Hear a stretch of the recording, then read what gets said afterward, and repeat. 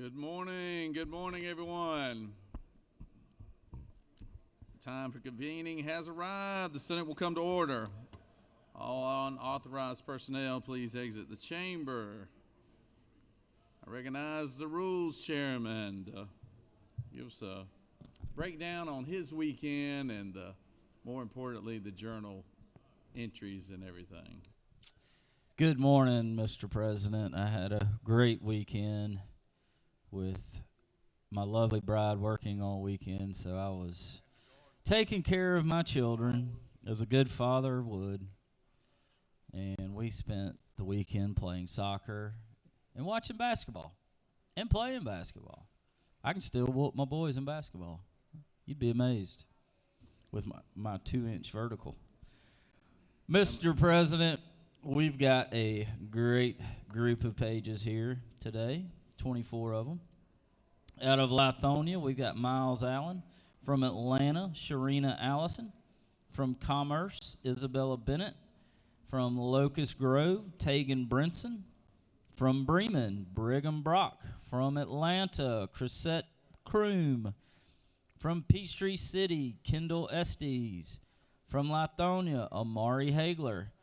From Atlanta, Jeremiah and Ramiah Henderson. From Hogansville, Stormy Howard.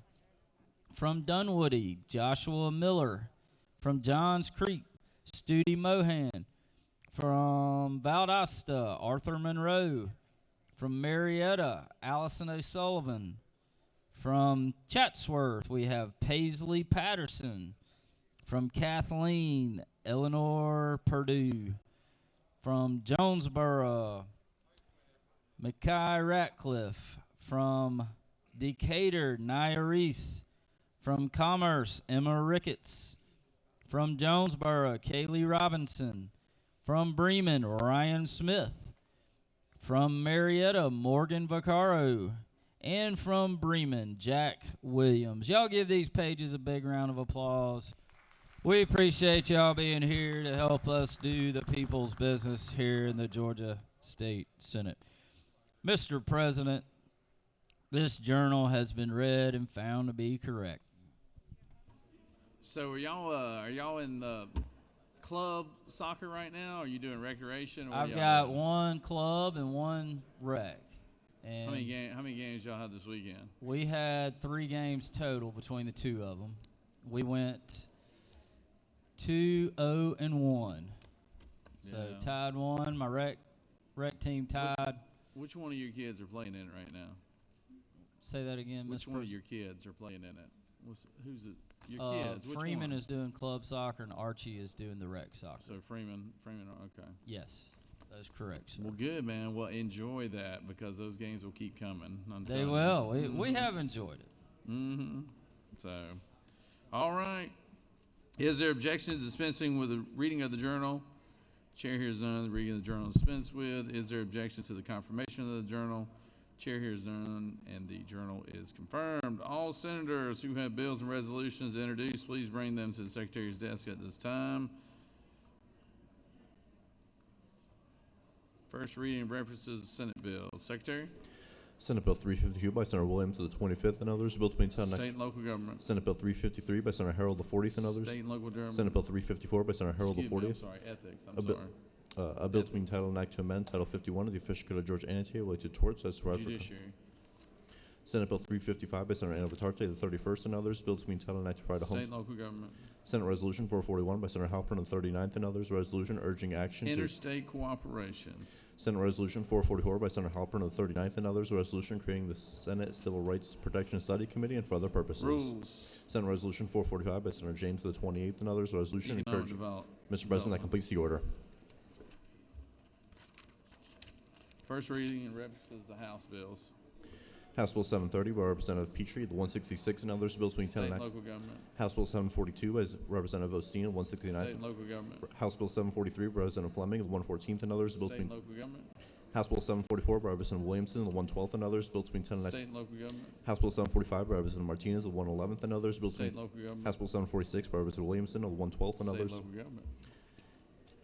House Bill 748 by Representative Smith, the State 18th and local others. House Bill 749 by Representative Smith, of the 18th State and local others. government. House Bill 750 by Representative Cox, the 28th and others. Bill State and local government. House Bill 754 by Representative Horner, the 3rd and others. Bill to be State and entitled local government. House Bill 768 by Representative Reeves, the 99th and others. Bill to be entitled State and local government. House Bill 769 by Representative Reeves, the 99th and others. State and local government. House Bill 770 by Representative Reeves, the 99th and others. Bill to be State and local government. House Bill 772 by Representative Roman of the 97th and others. Bill to be State and local government. House Bill 775 by Representative Grow, the 118th. The bill to be entitled State and local government. House Bill 776 by Representative Jones of the 47th and others. State and local government. House Bill 777 by Representative Jones of the 47th and others. State and local government. Mr. President, that completes the order. Secretary Reed reports to Standing Committee. Mr. President, the Senate Committee on Finance has had under consideration the following legislation as instructed me to report the same back to the Senate with the following recommendation. House Bill 129 do pass. House Bill 297 do pass. Respectfully submitted, Senator Husseller of 52nd District Chairman. Mr. President, the Senate Committee on Public Safety has had under consideration the following legislation as instructed me to report the same back to the Senate with the following recommendation. House Bill 308 do pass. House Bill 61 do pass by committee substitute. Respectfully submitted, Senator Albers of 56th District Chairman. Dear Mr. Secretary, pursuant to Senate Rule 2-1.6, I hereby give notice I will introduce a minority report read along with the majority report of House Bill 61, which was passed by the Committee on Public Safety on Monday, March 24, 2025. Sincerely, Senator Jackson. Mr. President, the Senate Committee on Rules has had under consideration the following legislation as instructed me to report the same back to the Senate with the following recommendation. Pursuant to Senate Rule 2-1.10b, the Committee on Rules has referred the following legislation from the general calendar. House Bill 233 and House Bill 454 to the Committee on Rules. Respectfully submitted, Senator Brass, the 6th District Chairman. Mr. President, the Senate Committee on Science and Technology has had under consideration the following legislation and instructed me to report the same back to the Senate with the following recommendation. House Bill 147 to pass by committee substitute. Respectfully submitted, Senator Setzler of 37th District Chairman.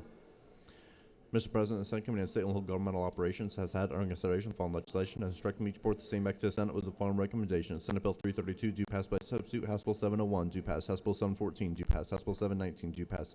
House Bill 720 do pass. House Bill 722 do pass. House Bill 724 do pass. House Bill 697 do pass. House Bill 698 do pass. Respectfully submitted, Senator Dixon of the 45th District Chairman. That completes the order, Mr. President.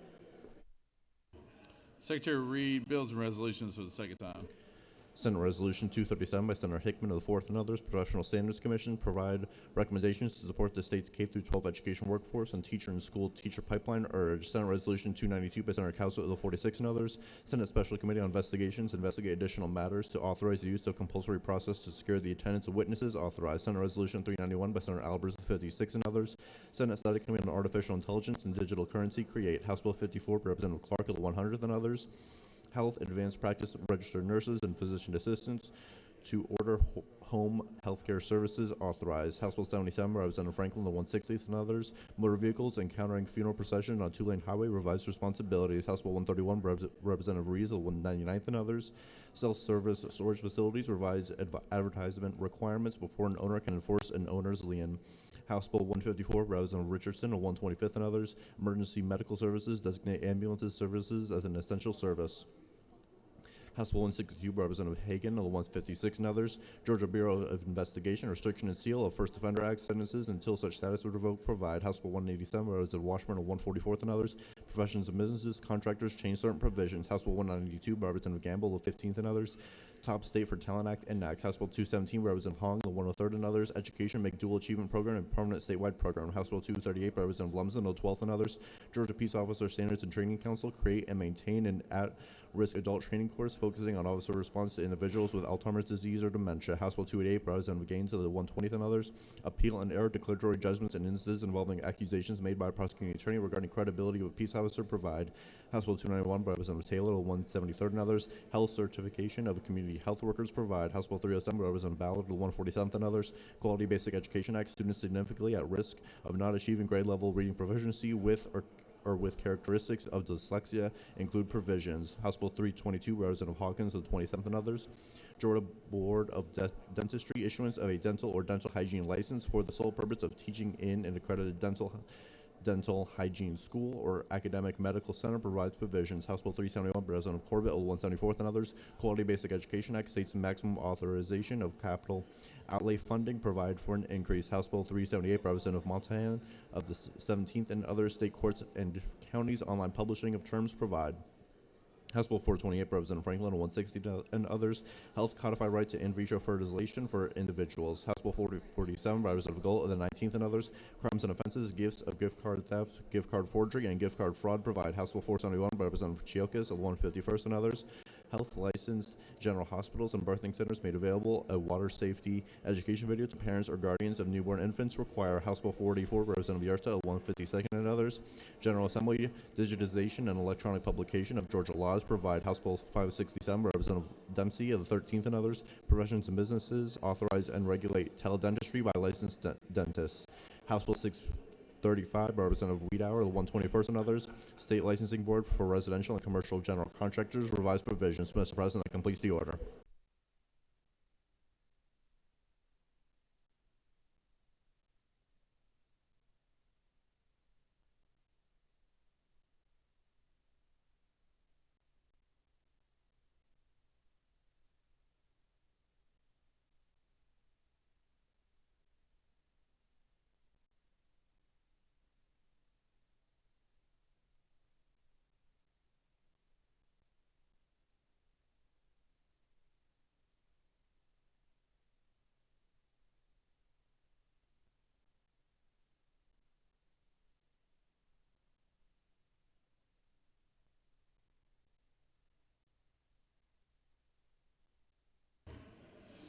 It is now time for the morning roll call. Are there any motions to excuse? I recognize the senator from the 40th. Recognize the senator from the 33rd. Thank you, Mr. President, and good morning, y'all. I ask for unanimous consent to excuse the senators from the 38th, 35th, 7th, and 5th for business inside the Capitol. What was that last one, Senator? I'm sorry. 5. 38th, 35th, 7th, and 5th, correct? Yes, All sir. right. Without objection, those senators are excused. Any other motions to excuse? Senator from the 40th? She turned it off. Secretary will call the roll of senators. Signify your presence by voting the yay switch. Secretary, unlock the machine.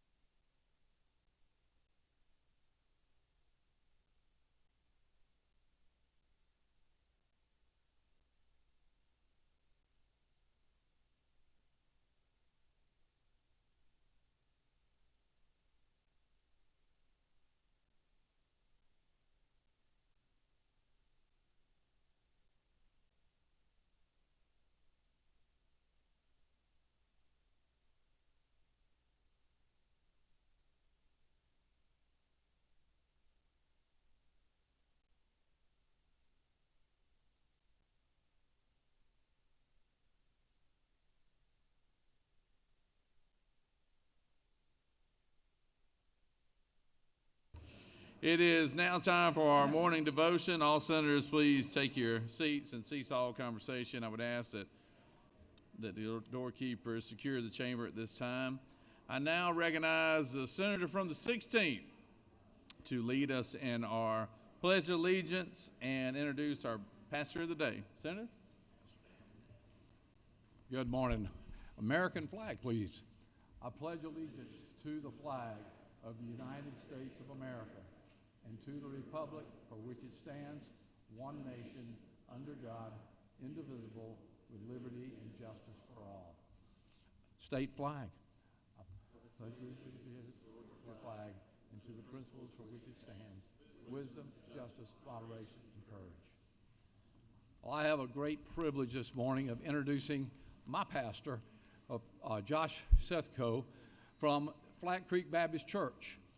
He's originally, now y'all going to like this, he is from Ohio, and he has been really having a good time with the national championship up in Ohio, but we've had our times with the Georgias down here.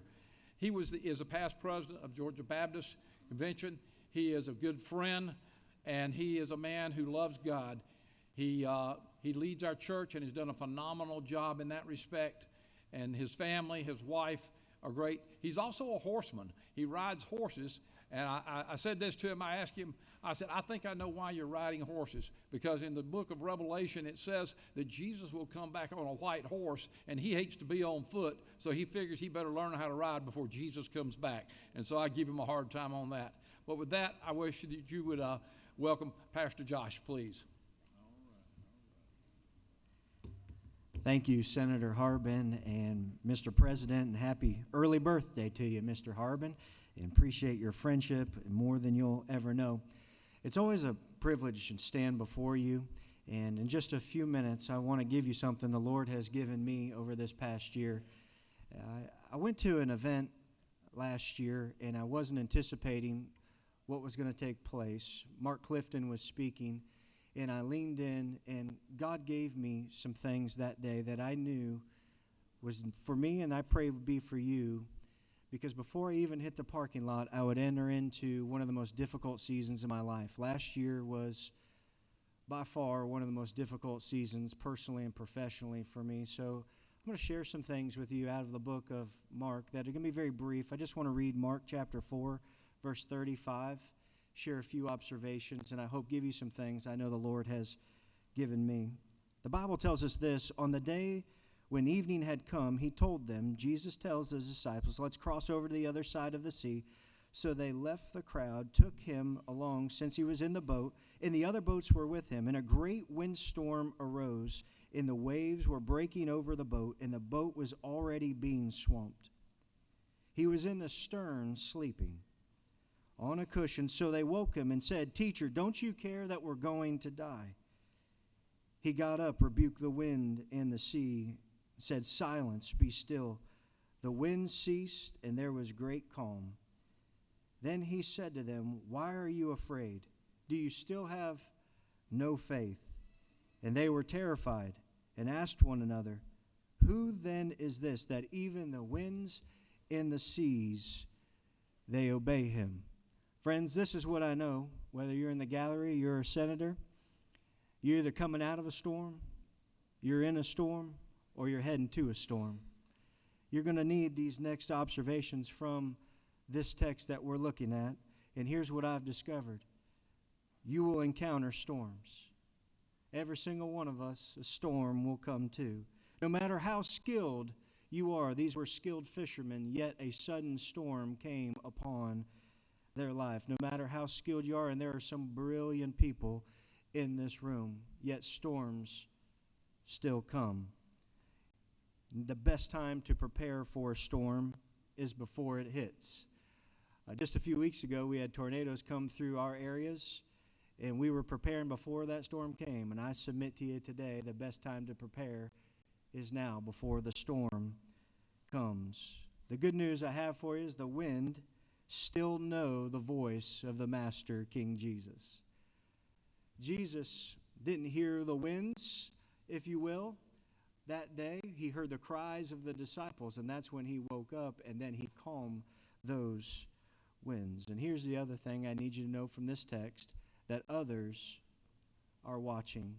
Others are watching how you go through your storm. There were other boats that day that were watching how they were facing this storm. So here's my application for you today.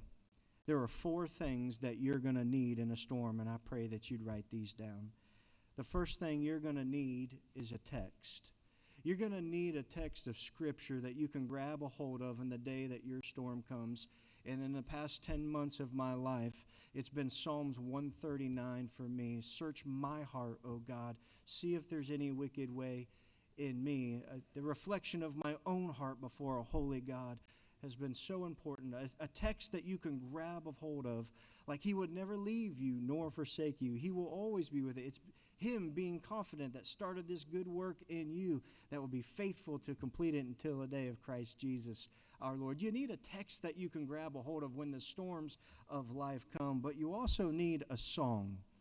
You need a song that you can sing before the Lord as the storm comes. Sing that song to the Lord.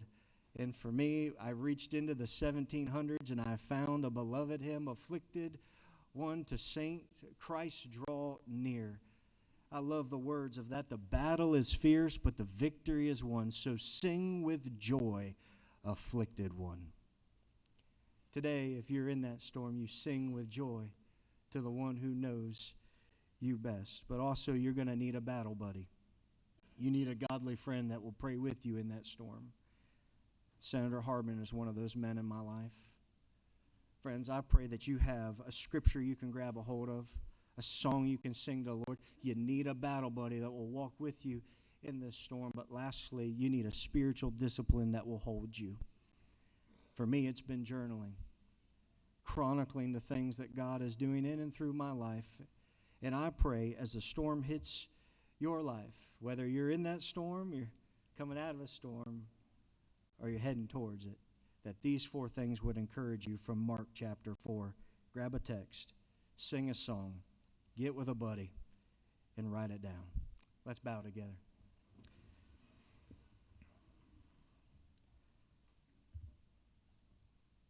Father, in the name of Jesus and by your Holy Spirit, I thank you that you are with us in the midst of the storm.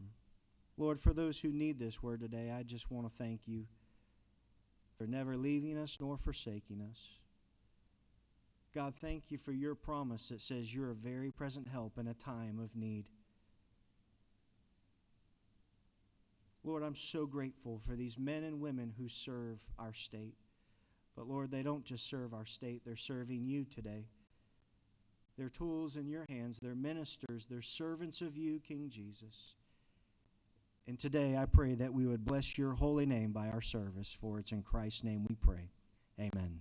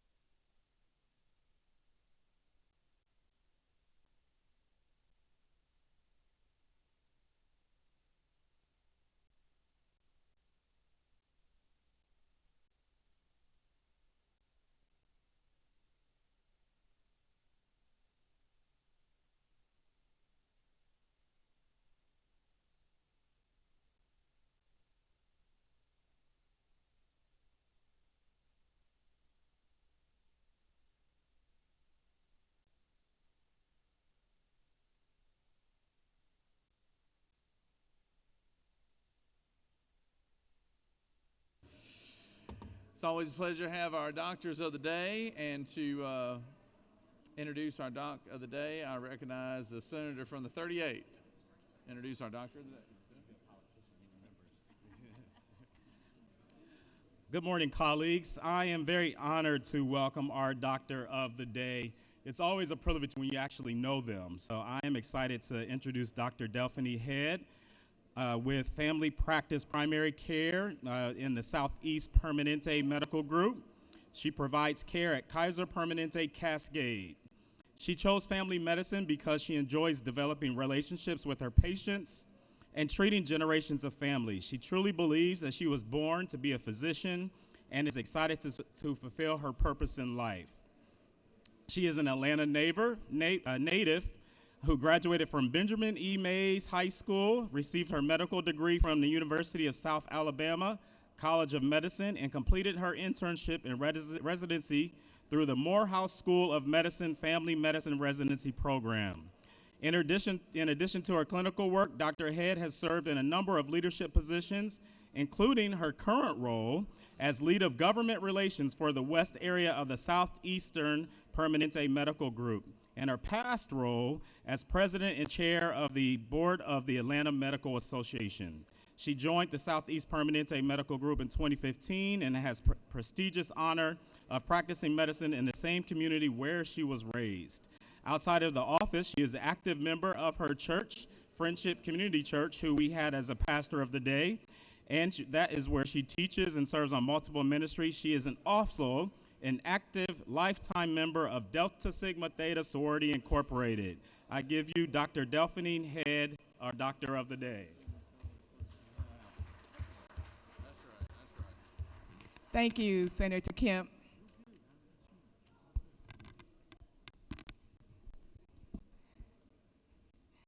All right.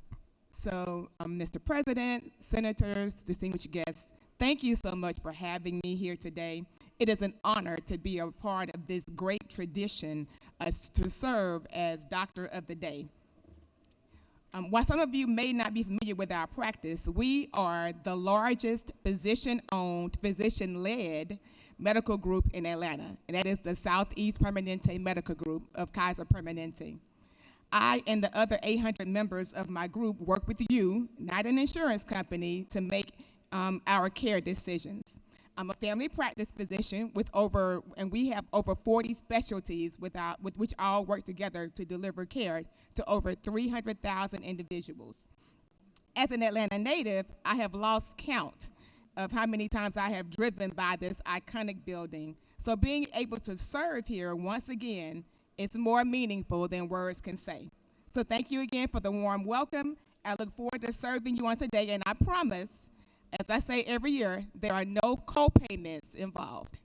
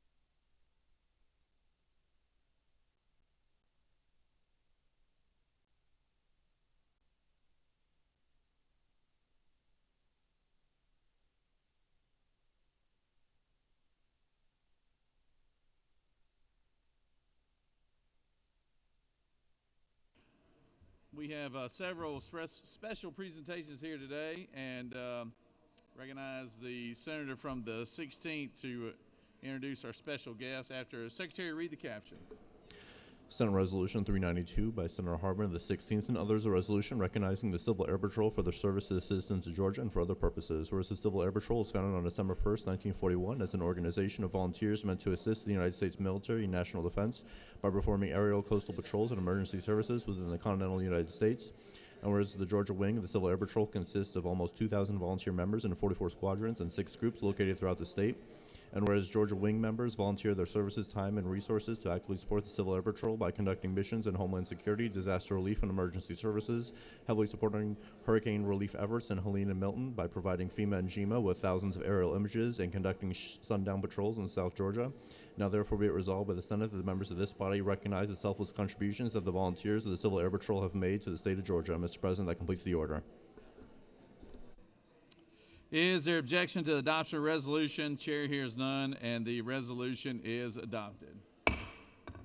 Recognize Senator from the 16th to speak to the resolution. Good morning, Senators. We're here this morning to recognize the Civil Air Patrol. A lot of people aren't aware of all that they do and where they are. They are actually a congressionally chartered group that, and a nonprofit that is an auxiliary of the U.S. Armed Forces. They help search and rescue, find people that are lost. They do a great job of getting young people involved in aviation and search and rescue as well. Today we have a crowd upstairs of the Civil Air Patrol. I'm told there's at least 1,000 or so, but there's about 200 here. If you're a Civil Air Patrol, raise your hand. Let's see what we got. All right, we got a whole balcony. Give them an applause.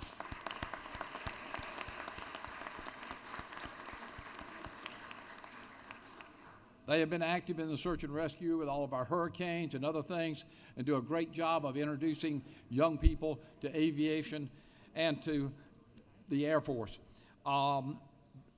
With us today, we have Colonel Michael Willis, Cadet Lieutenant Colonel Ann Grammer, and also Cadet Major Katrina Conley, and Major Lucy Vergero, and Sergeant Favor Ajeen. With that, I'm going to present you with a resolution and let you give us a word. Major Willis. Thank you, sir. Captain. Good morning, everyone. Thank you for the recognition, especially for the cadets behind me, cadets that are up on the balcony. Just a very quick example of the work that we do. When Helene struck, we had 85 members go to Augusta, serve over 1,000 vehicles and over 3,000 people with water, food, and other necessities for the first 72 hours after the hit. This prevented suffering from a number of people, all with volunteer labor, volunteer dedication, and volunteer service. And that those volunteers were even as young as 15 or 16 years old. We continue to do this service year-round for the citizens of Georgia, and we are here to serve you. I thank you for your support, and I really want to recognize the 4 cadets behind me who have been instrumental in a very successful 2024 for the Georgia wing of the Civil Air Patrol. Thank you. All right, good job.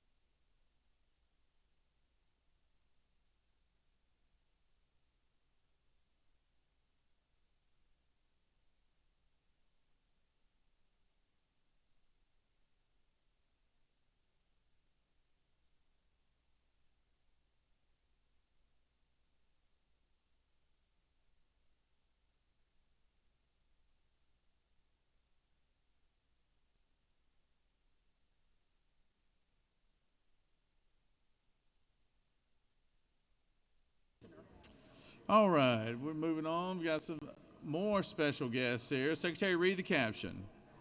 Senate Resolution 412 by Senator Orrick of the 36th and others, a resolution recognizing and commending Atlanta Court-appointed special advocates on the occasion of its 30th anniversary and for other purposes. Whereas since its founding in 1995, Atlanta CASA has worked tirelessly to ensure that every child in foster care has a safe, permanent, and loving home, leveraging the dedication of trained volunteer advocates to provide critical support and guidance. And whereas Atlanta CASA has positively impacted the lives of thousands of children, empowering them to thrive through advocacy, mentorship, and compassionate service. And whereas the organization has strengthened communities by collaborating with local agencies, courts, and stakeholders to enhance child welfare outcomes, promoting a future where every child has a voice and the opportunities to succeed. Now therefore be resolved by the Senate, the members of this body recognize and commend Atlanta Court-appointed special advocates on the occasion of its 30th anniversary, express profound gratitude for its invaluable service, and extend best wishes for continued success in its mission to advocate for Atlanta's most vulnerable children. Mr. President, that completes the order.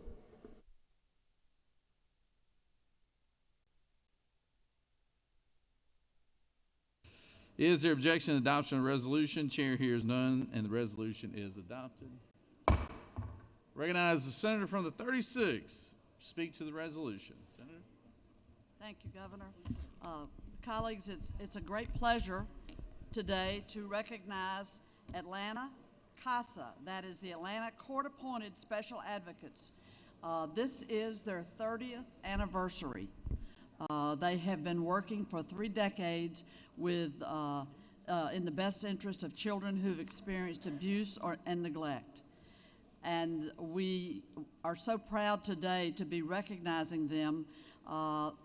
Their mission is to be a leading voice for abused and neglected children in Fulton County, providing personalized, timely, and culturally sensitive representation in juvenile court.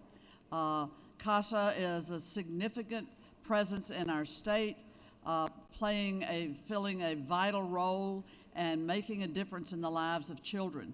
We have with us today the CEO, Dominique Cooper, the Vice Chair of the CASA Board of Directors, Layla Campani, and staff members Tondi Van Hollen and Velardia Philistine, and a familiar face to many of us, a new board member with Atlanta CASA, Antoine Lang.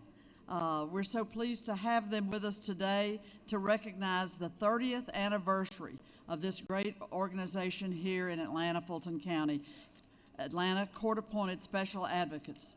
Would you join me in welcoming the CEO, Dominique Cooper, to share some words with you this morning? Thank you. Dominique? Thank you so much.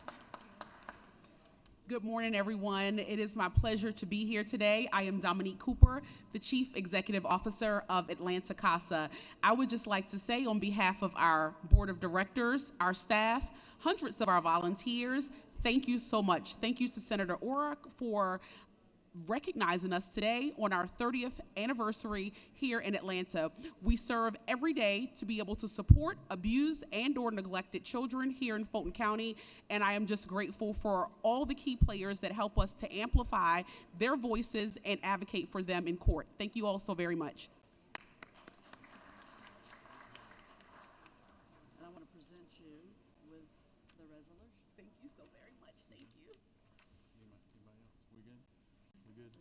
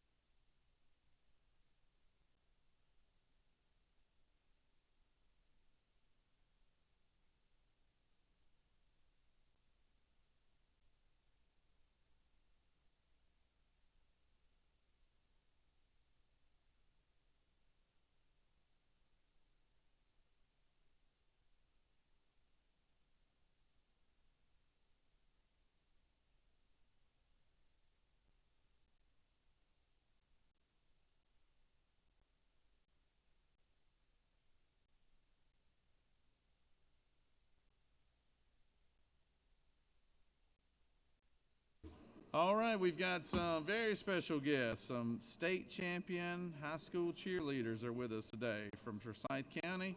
Secretary, read the caption.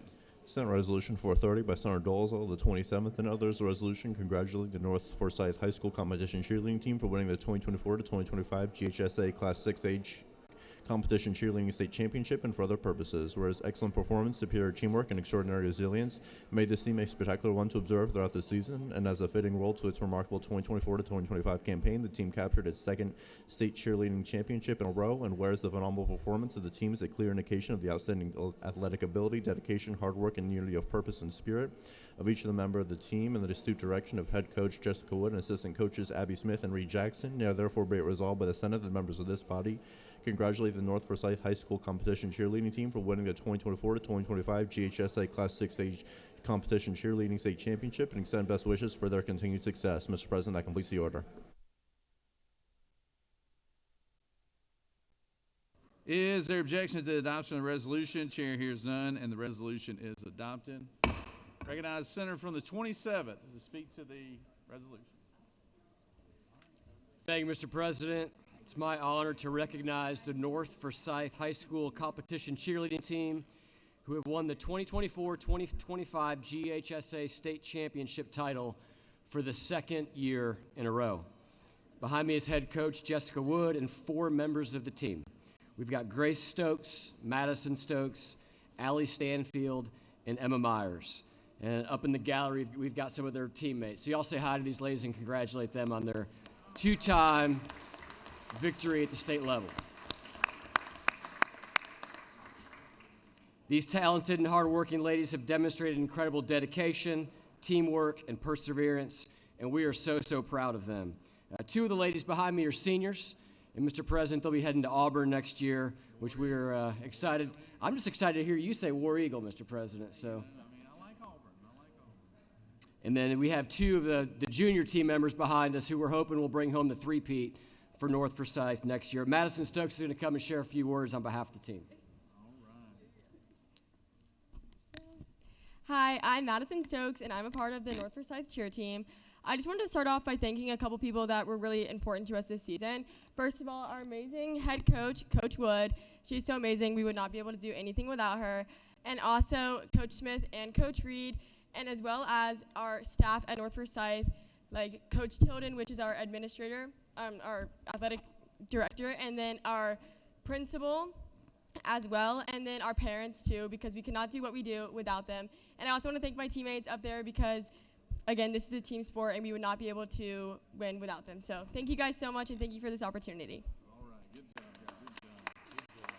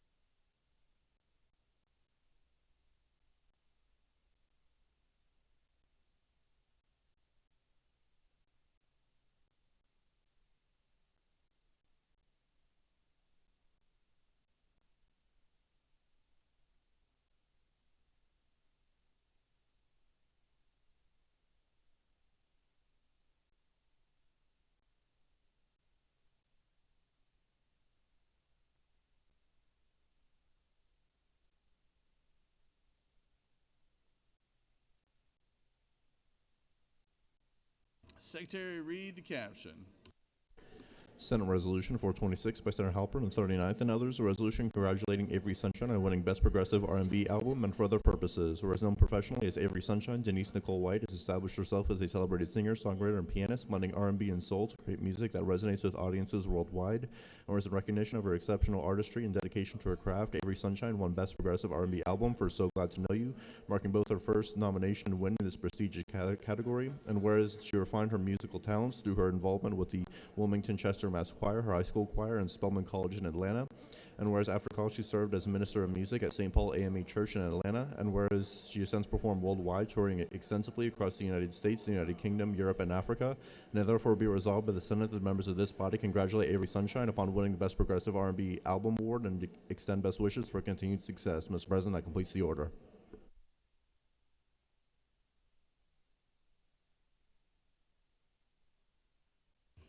Is there objection to the adoption of the resolution? Chair hears none, and the resolution is adopted. Recognize the senator from the 39th to introduce our special guest today. Good morning, colleagues. Today, I have the honor of welcoming a powerhouse in music. Singer, songwriter, and pianist Avery Sunshine is a force of nature, blending soul, gospel, and R&B with a depth that moves hearts and lifts spirits. Earlier this year, her latest album, So Glad to Know You, won Best Progressive R&B Album, earning her her very first Grammy, not to be the last. Came here for college. She is a product of the rich musical and cultural heritage that makes this state a wellspring of talent.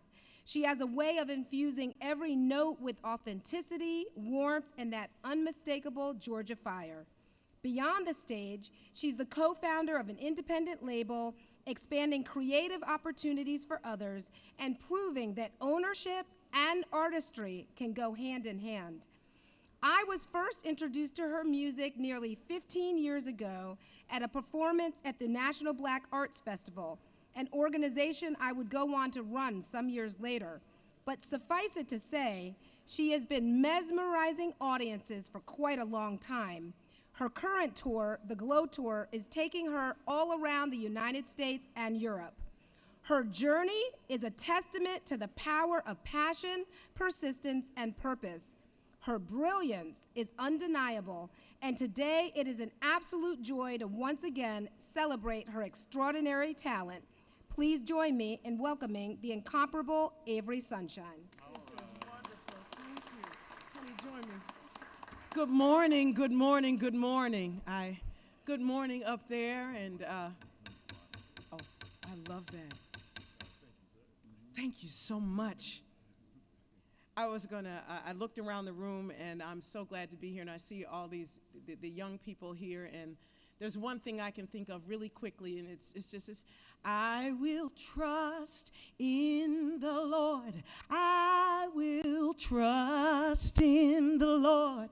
I will trust in the Lord till I die. I will trust in the Lord. I will trust in, oh, I know y'all know it. I will trust in the Lord until oh, somebody knows it in here. Good morning, good morning, good morning.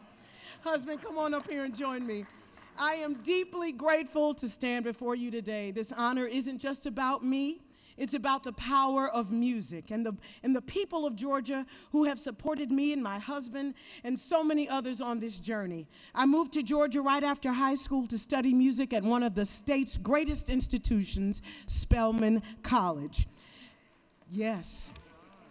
That decision changed my life. It was here that I found not just my voice, but my purpose as an artist. Georgia became my home, my stage, and my community. Georgia is a state that sings. From gospel to hip-hop, country to soul, our music has shaped culture around the world. And yet, many don't realize how much of an economic engine this industry truly is. Music supports more than 43,000 jobs in Georgia and brings nearly $5 billion annually. It's not just about entertainment. It's about livelihoods, innovation, and community. That's why the creation of a Georgia Music Office is so important. It would provide support, resources, and visibility, not only to artists like me, but to engineers, venues, producers, and the countless people who keep our music scene alive. Especially in communities outside of Metro Atlanta, a music office could help unlock opportunity and amplify the incredible talent that exists all over our state. I see all of those young people up there. We're talking about you too. A heartfelt thank you to Senator Halpern for her leadership and vision, not just in recognizing me and my husband today, but in championing the future of Georgia's music industry. I'm honored to be a voice for this state, and I hope this moment helps open the door for many voices to be heard. Thank you so much, and keep shining.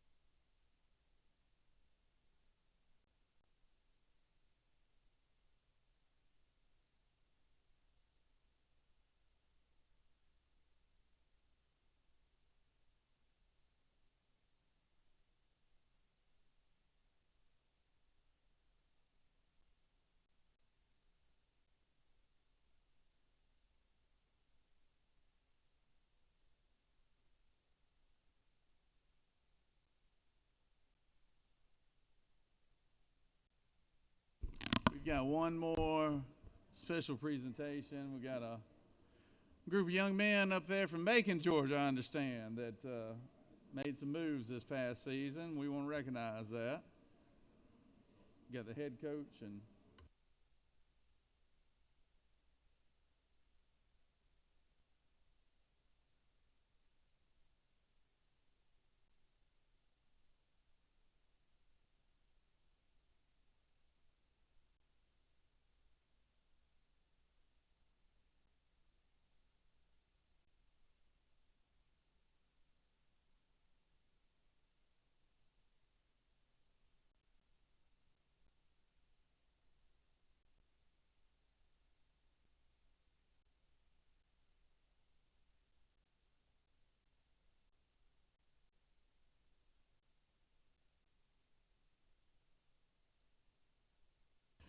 Secretary, read the caption, please.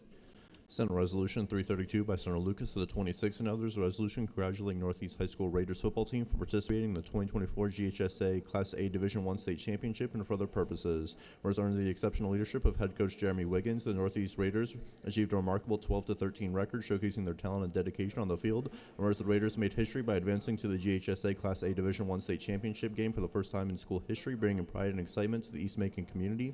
And therefore be it resolved by the Senate, the members of this body congratulate the Northeast High School Raiders football team on its outstanding 2024 season, its historic run to the state championship game, and its positive impact on the community, as well as celebrate its achievements and bright future as it represents for Macon-Bibb County. Mr. President, that completes the order.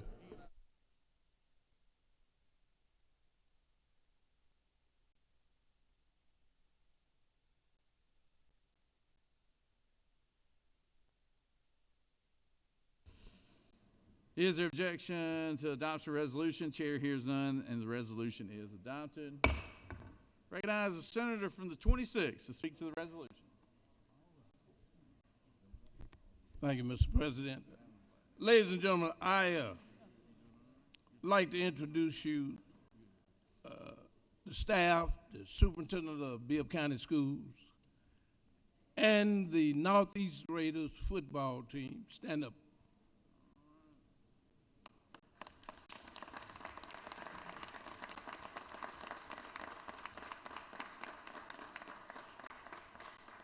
They went to the state championship, had Macon behind them, and we didn't make it. But they had a community that supported them, got charter buses to come watch them represent Macon. I like to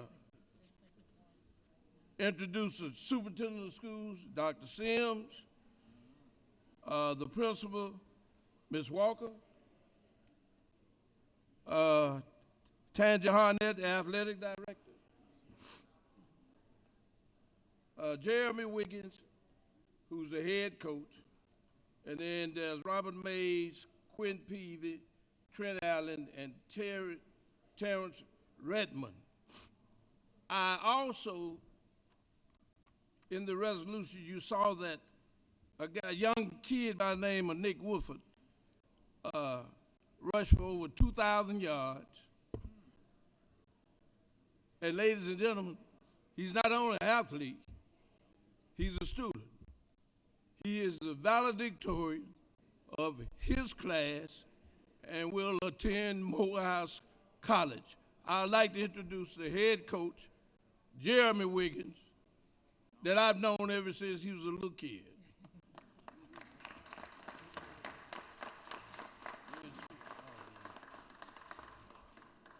Well, we just want to take this time to say thank you for giving us an opportunity to come and visit the Capitol and be recognized for our accomplishments this year.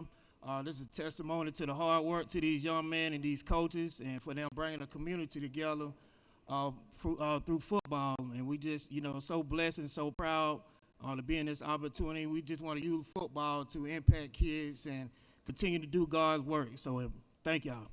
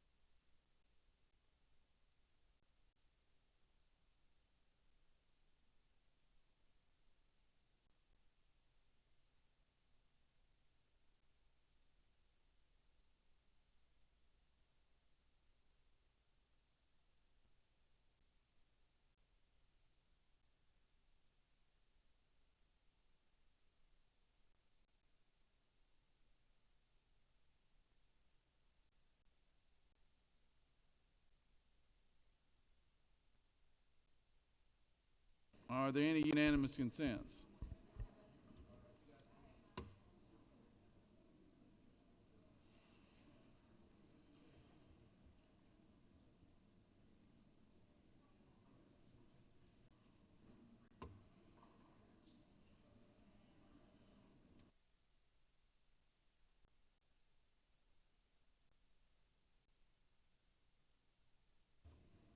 If I could get the Senate's attention real quick, please.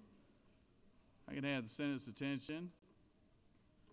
We're about to start points of personal privilege, but I'm about to take a point of personal privilege.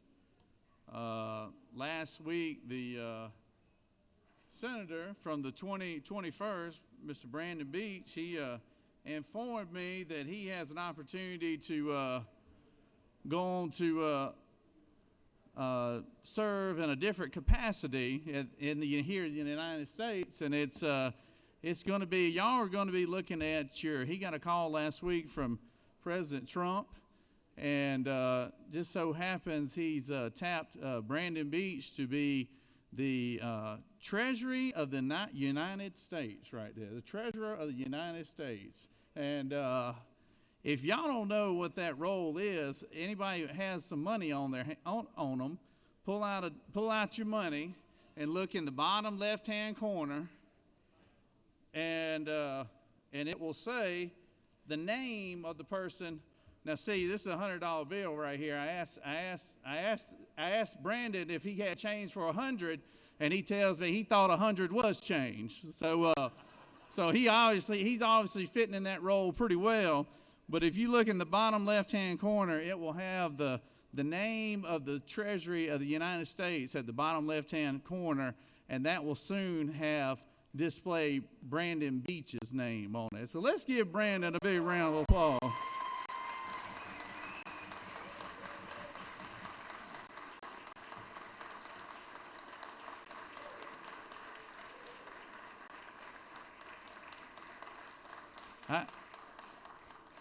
We obviously hate to see the senator go, but I will tell you this, that Brandon has been one who has always been a dear friend of mine.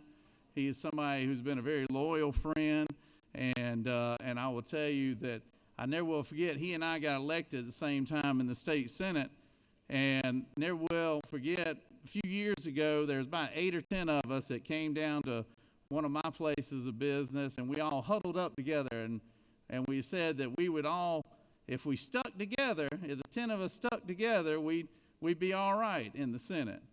Well, that old self-interest thing got in everybody's way, and instead of having 10 that stuck together, we had about 4 that stuck together, and 2 of them are back there, Matt Brass and Greg Dolezal and myself and Beach, and we can remember the time right before I got elected lieutenant governor.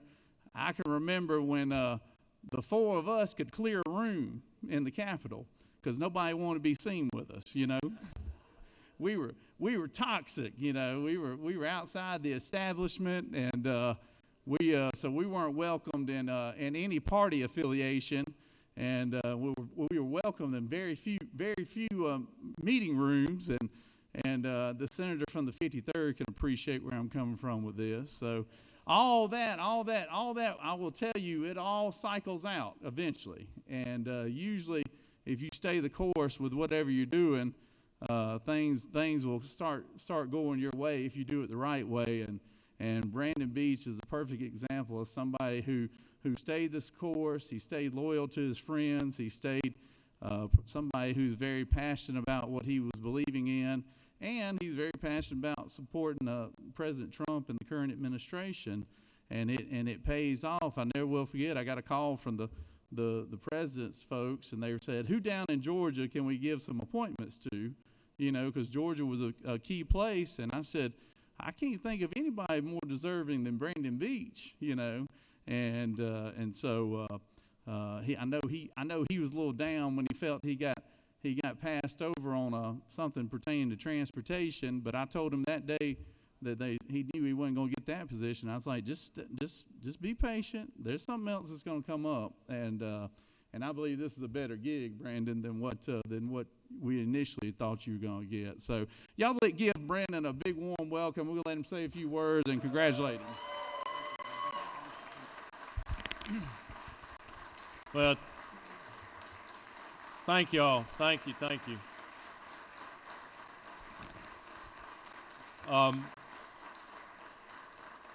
Mr. President. Thank you for the kind words. And, you know, we did come in together 13 years ago, and I tell you, I love this institution, the Senate. I love this chamber. I love the people in it. And it's a great body, and it's going to be a great memory for me to know that I served in this Senate chamber. But as the Lieutenant Governor said, I was very involved with him, and I wouldn't have been as involved in the Trump campaign without him making the introduction. So thank you, Lieutenant Governor. And but I really do look forward to serving in this next role as Treasurer of the United States. I will tell you, when I first got the call a couple Saturdays ago, I wasn't sure they dialed the right number because I was expecting something in transportation or commerce. But after I talked to them and they said that the boss wanted me to be the treasurer, I said, yes, I'll accept. So it's going to be a great opportunity. It's going to be life-changing going to Washington, D.C., but I will never forget you guys. I'll never forget where I came from, and thank you for all you've done for me. Thank you very much.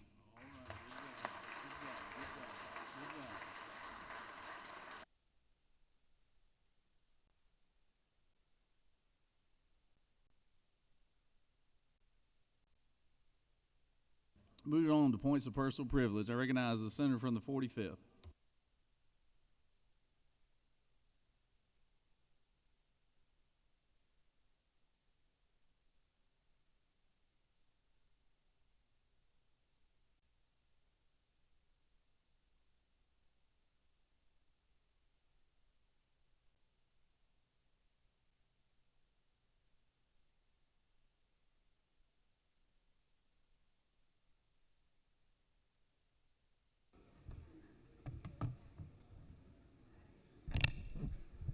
Thank you, Mr. President. Today I rise to honor Brightside Forever Foundation. They are a nonprofit organization dedicated to creating a more inclusive future by empowering individuals with special needs. Brightside Forever Foundation breaks barriers, celebrates differences, provides resources, and fosters independence, belonging for all throughout advocacy and education initiatives. They also have a cafe in downtown Beaufort called Brightside Cafe. It creates jobs, opportunities, promotes inclusive work environments, and educate other employers about the value of hiring individuals with diverse abilities. The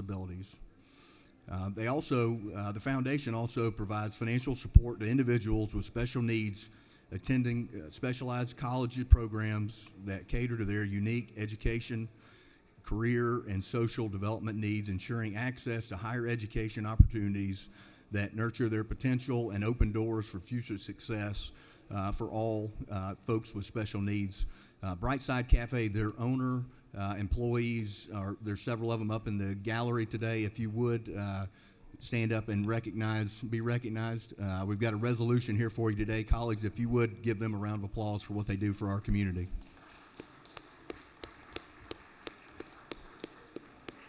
Thank you, Mr. President. I yield the well.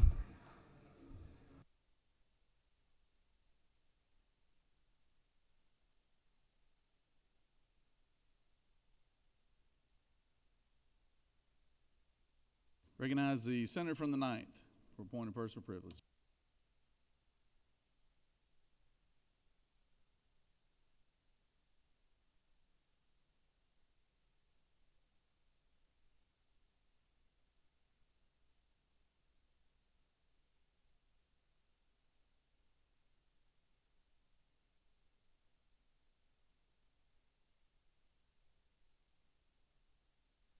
Recognize the senator from 38th.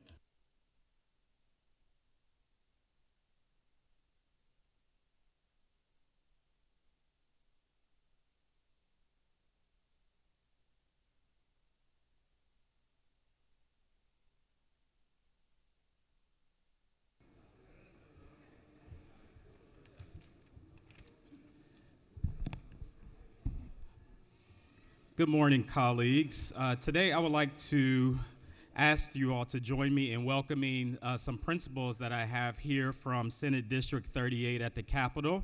Very honored to have these principals because we all know that principals do amazing work across the state. We have principals here today representing schools from Fulton County, APS, charter schools. These principals, I understand very full well the work that they do as a former principal myself and know the importance of good leadership in our schools. Studies have consistently shown that effective school leaders significantly impact student achievement, teacher engagement, and school climate. In fact, leadership is one of the key influencers of student learning, second only to classroom instruction, which means that good principals make good schools, and good schools make great young Georgians ready to take on the world. I am very proud to represent these amazing leaders in education here in the metro area, and I just want to recognize them. They're right in the back of the chamber. We have Ms. Ngadi from Oakley Elementary School, Ms. McDaniel from Camp Creek Middle School, Mr. Washington from KIPP Atlanta Collegiate High School, and Ms. Bentley from C.H. Goulet Elementary School in Fulton County. Please join me in giving these school leaders a round of a hand. And with that, Mr. President, I yield the well. Thank you, Senator. The chair recognizes the senator from the 39th for a point of personal privilege.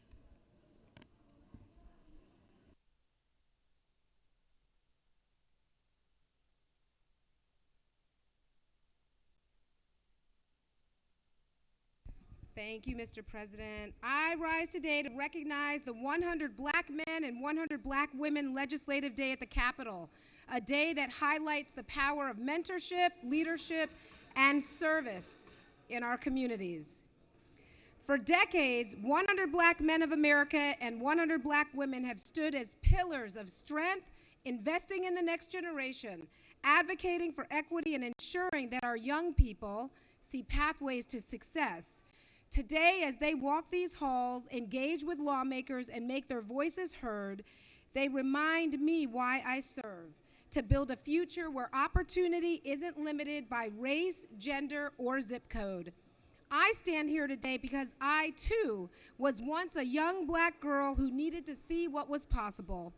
Like so many of us, I have been shaped by mentors, elders, and organizations like these that saw something in me before I fully saw it in myself. That's why their work is so personal. To the members of 100 Black Men and 100 Black Women, thank you. Thank you for the work you do every day in education, health, economic empowerment, and justice. Colleagues, let's not just recognize them today. Let's stand with them, work with them, and ensure the policies we create reflect the values we fight for every single day. Thank you very much. Thank you, Senator. The chair recognizes the senator from the 41st for a point of personal privilege.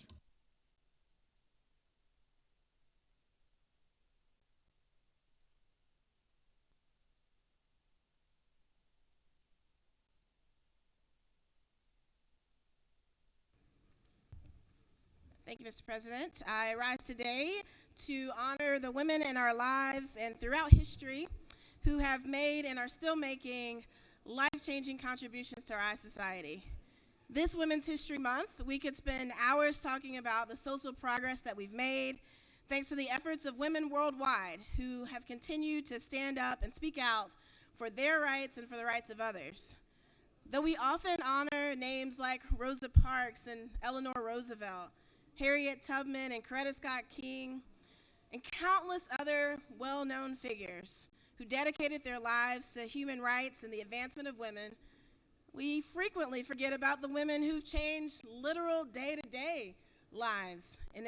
So I want to talk today about women like Ada Lovelace, the first computer programmer, or Maria von Britton Brown, who invented the home security system, Shirley Ann Jackson, the woman who played a key role in the invention of the caller ID and call waiting. I want to lift up Hedy Lamarr, the actress who also co-developed the frequency hopping concept that ultimately led to Bluetooth and Wi-Fi technology. It was a woman, Mary Anderson, who invented the first windshield wiper, and another, Stephanie Kwolek, who invented the Kevlar vest that is used to save lives today. Melita Benz was the inventor of the coffee filter, Josephine Cochran, the dishwasher. In more ways than we could possibly honor this month, women throughout history have led the charge as pioneers in their fields and often go unacknowledged, with their accomplishments instead claimed by men. So for this Women's History Month, for this our history, I want to lift up and celebrate the strides of so many female scientists and artists, politicians and writers, business people, clergy women, of course, and athletes. We stand here today celebrating the success of women and our fight to continue to advance the cause for all girls and women. With that, I yield the well. Thank you, Senator. The chair recognizes the senator from the 9th for a point of personal privilege.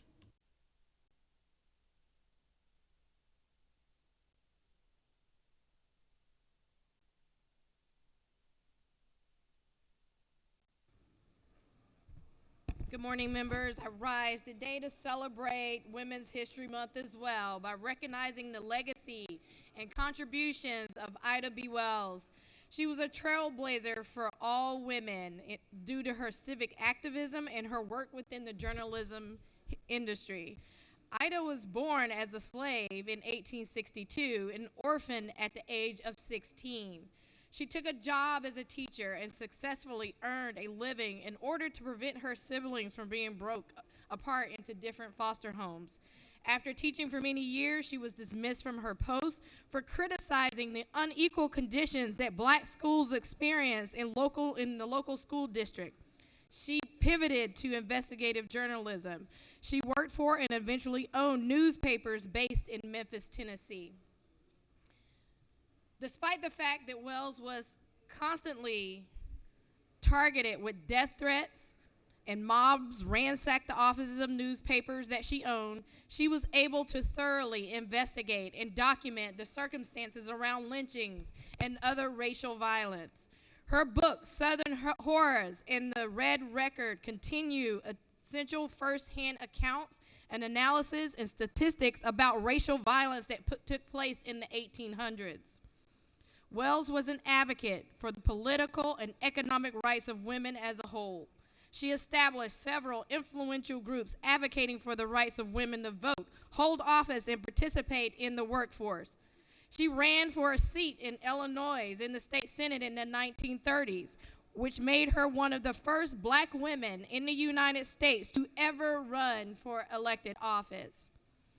Some of her other notable achievements include founding the first kindergarten open to black children in Chicago and conducting an international speaking circuit to bring global attention to the causes of racial justice and women's suffrage in the United States. Ida B. Wells is an icon for so many people advocating for the civil rights of people and is also a foundational figure for the generations of black women who continue to push the boundaries in the name of equality. I am proud to share her story today, and I hope you all will take a moment to learn more about her accomplishment and her legacy and her fearless leadership. And with that, Mr. President, I yield the well.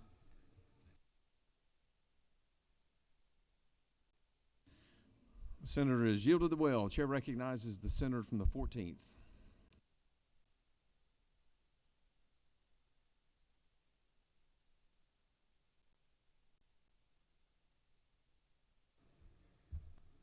Thank you, Mr. President.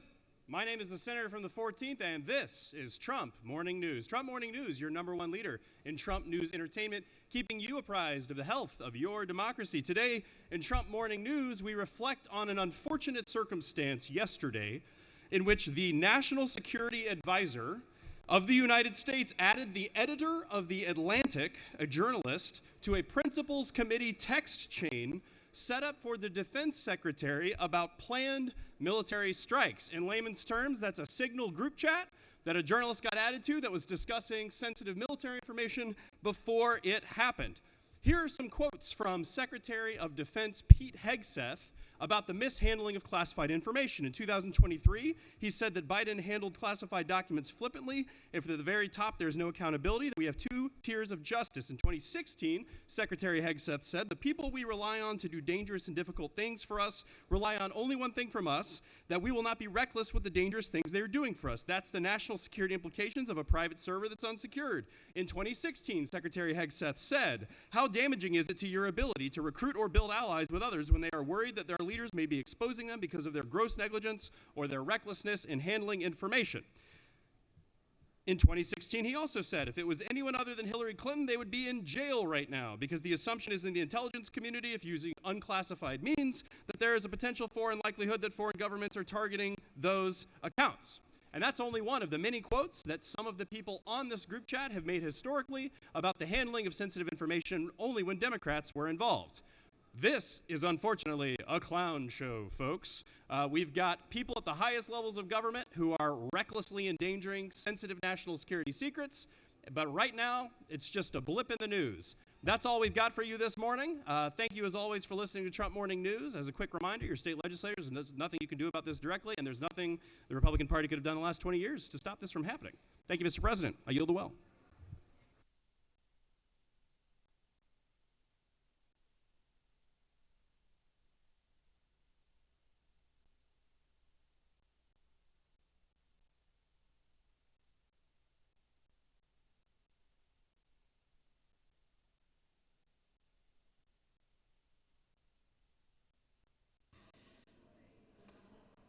Chair recognizes the distinguished senator from the 50th from Habersham County for a point of personal privilege.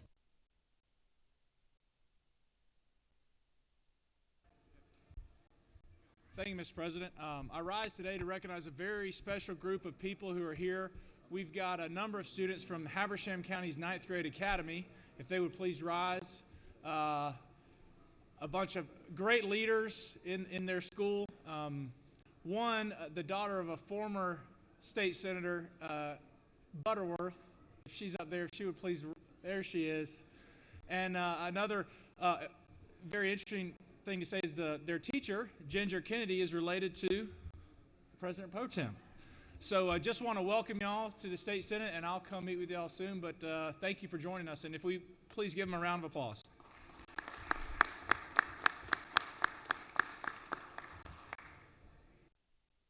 Thank you, Senator, for that kind introduction of my cousin Ginger. Thank you.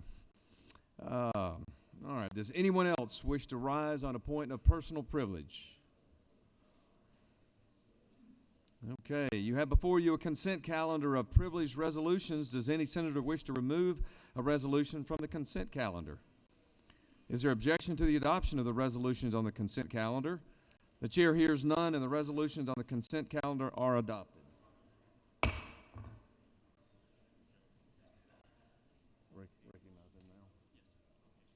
Chair recognizes the senator from the 22nd. Mr. President, I ask unanimous consent that SR 393 be withdrawn from the Committee on Children and Families and can be committed to the Committee on Rules. Both chairmen are in agreement. Mr. Secretary, please read the caption. Senate Resolution 393 by Senator Jones of the 22nd and others, a resolution creating the Senate Study Committee on improving family caregiver services and for other purposes. Mr. President, that completes the order. The senator has moved. Is there an objection? The chair hears none, and the motion is granted.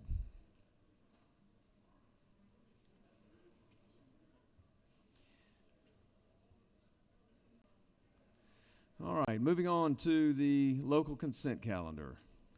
You've got the consent calendar of privileged resolutions before you. Does any senator wish to remove from the consent calendar? Is there objection to the adoption of the resolutions on the consent calendar? The chair hears none, and the resolutions on the consent calendar are adopted. Are there any motions to withdraw and commit? All right. Sorry. Here. All right.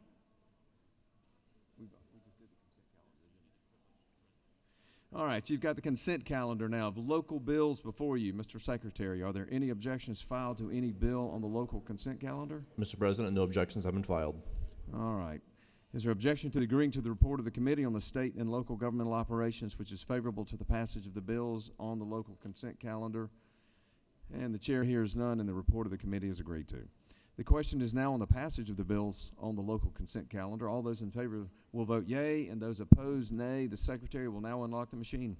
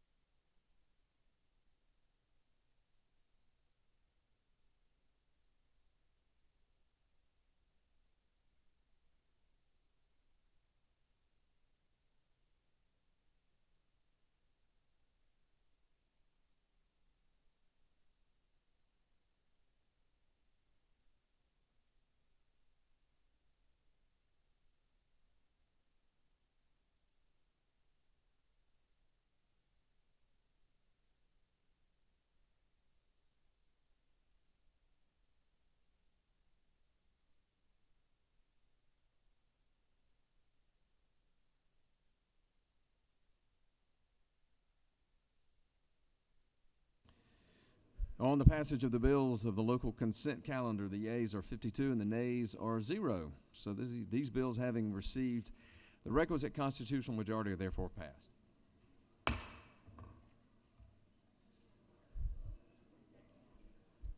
Chair recognizes the majority leader for a motion. Mr. President, I ask for unanimous consent that the following bills be engrossed. House Bill 92 and House Bill 290. Mr. Secretary, please read the captions for House Bill 90 and House Bill 290. House Bill 92 by Representative Blackmon on the 146 and others, a bill to between town and act to amend Code Section 48-5-44.2, the official code of Georgia annotated way to home base year homestead exemption so as to postpone the date by which local governing authorities are authorized to opt out of homestead exemption, to provide for related matters, repeal conflicting laws, and for other purposes. House Bill 290 by Representative Carson, the 46 and others, bill to between town and act to amend Chapter 1 of Title 48 of the official code of Georgia annotated related to general provisions of revenue taxation so as to revise the terms Internal Revenue Code and Internal Revenue Code of 1986 to incorporate certain provisions of federal law into Georgia law, to provide for related matters, to provide for an effective date and applicability, to repeal conflicting laws, and for other purposes. Mr. President, that completes the order. Thank you, Mr. Secretary. The Majority Leader has moved that House Bill 92 and House Bill 290 be engrossed. Is there an objection? There is an objection. I recognize the Majority Leader. Do you wish to speak to the motion? Where's our Majority Leader? Nope, Majority Leader waves. Does the Minority Leader wish to speak to the objection? She waves. All right, the Majority Leader has moved that House Bill 92 and House Bill 290 be engrossed. All those in favor of the motion for engrossment will vote yea. Those opposed will vote nay. Mr. Secretary, please unlock the machine.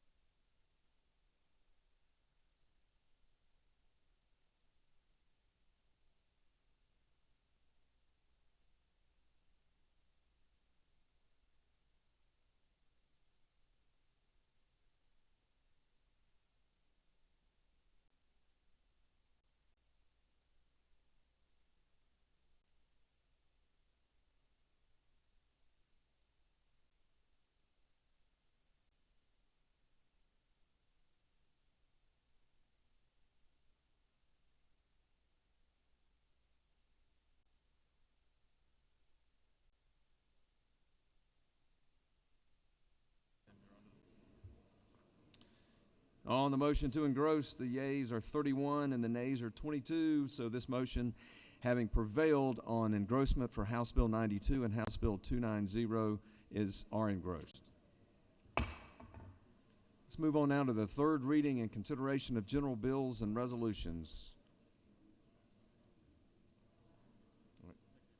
Mr. Secretary, please read caption for House Bill 53, the first one on the rules calendar.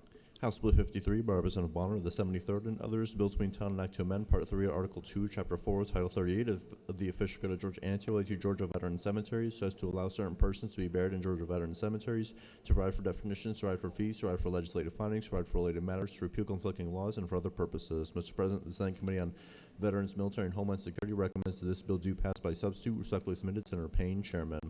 Mr. President, the Senate Committee on Veterans, Military, and Homeland Security offers the following substitute to House Bill 53, a bill to between town and act to amend Part 3, Article 2, Chapter 4, Title 38 of the official code of Georgia annotated related to Georgia veteran cemeteries, so as to allow certain persons to be buried in Georgia veteran cemeteries, to provide for definitions, to provide for fees, to provide for legislative findings, to provide for related matters, to repeal conflicting laws, and for other purposes. Mr. President, that completes the order.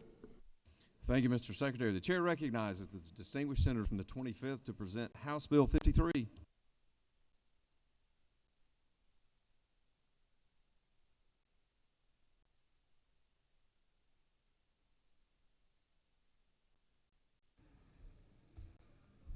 Thank you, Mr. President. I bring before you House Bill 53. This is bringing the Georgia veteran cemeteries in line with the Federal Burial Equity for Guards and Reserves Act of 2021. This is very important to allow members of the Guard, of the military, various guards, Georgia National Guard, and the reserves to be eligible for burial in the veteran cemeteries here in Georgia. Be glad to take any questions, Mr. President. Thank you, Senator. You have no questions. All right, I ask for your favorable consideration. I yield the well. Thank you. Does any other senator wish to speak for or against the measure? The chair hears none. Is there objection to the previous question being ordered? The chair hears none, and the previous question is ordered. The question is now on the adoption of the committee substitute. Is there objection to the adoption of the committee substitute? The chair hears none, and the committee substitute is adopted. Is there objection to agreeing to the report of the committee, which is favorable to the passage of the bill? The chair hears none, and the report of the committee is agreed to. Is there objection to the main question being ordered? The chair hears none, and the main question is ordered. The question is now on the passage of the bill by substitute. All those in favor of this bill will vote yea. Those opposed, nay. Mr. Secretary, please unlock the machine.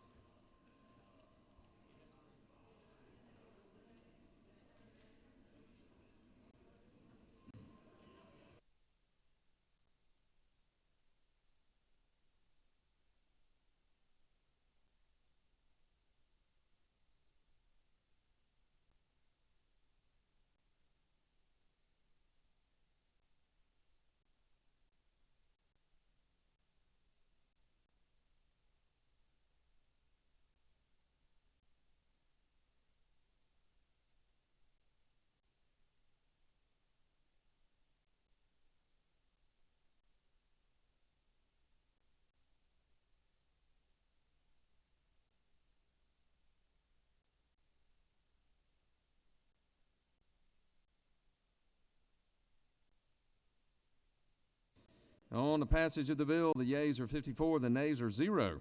We're off to a good start, y'all. This bill, having received the requisite constitutional majority, is therefore passed. On now to House Bill 92. Mr. Secretary, please read the caption.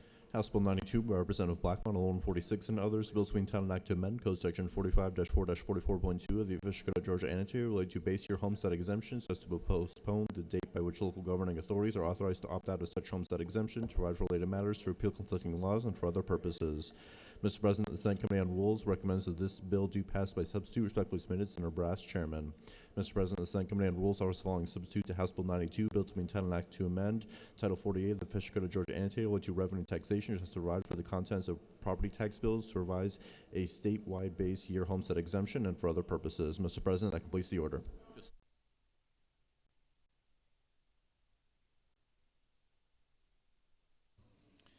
Chair recognizes the senator from the 52nd to present the bill.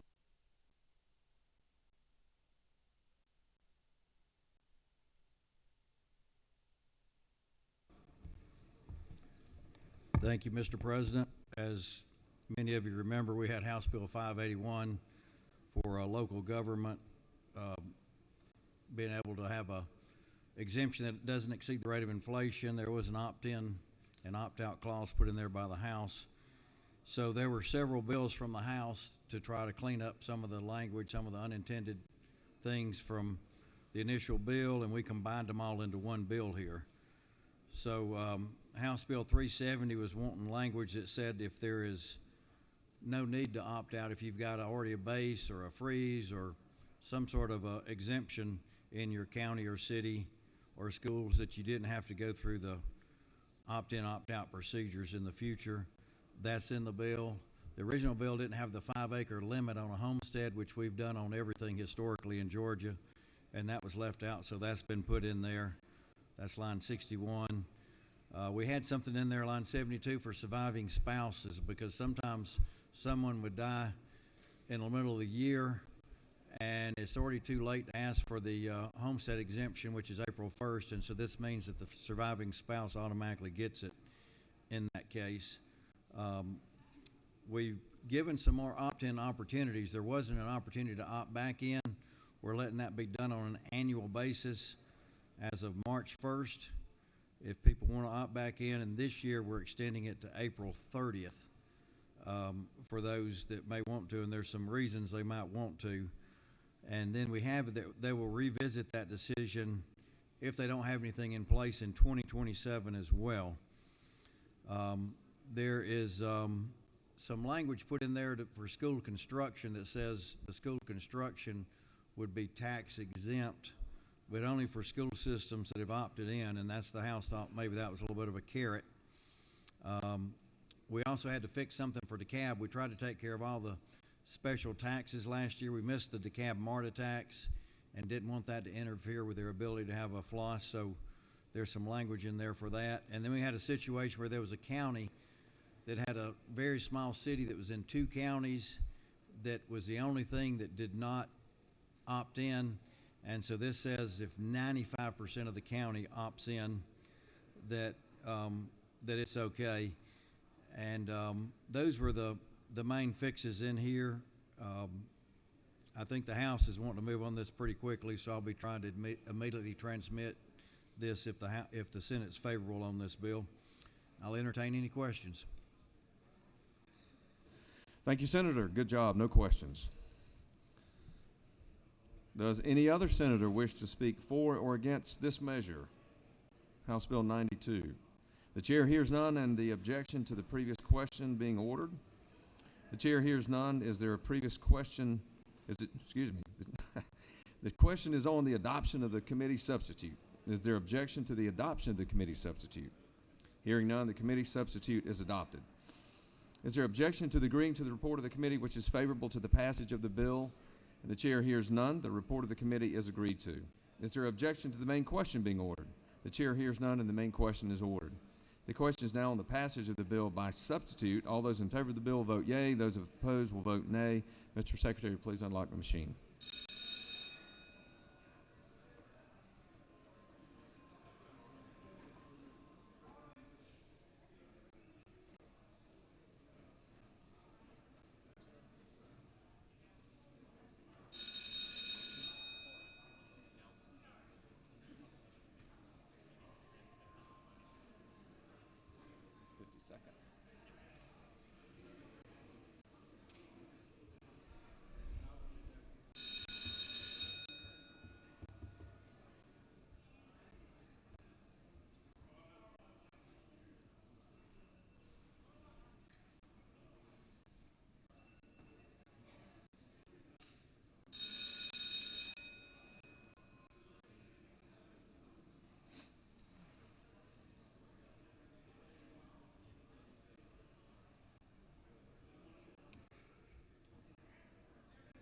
On the passage of the bill, the yeas are 52, the nays are 2.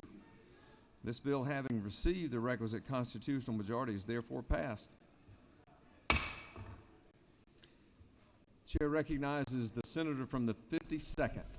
Mr. President, I would ask for unanimous consent that the Senate immediately transmit House Bill 92 to the House.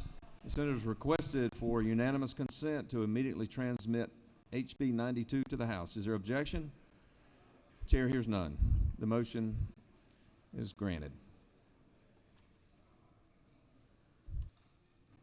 Moving on down, Mr. Secretary, please read the caption for House Bill 143.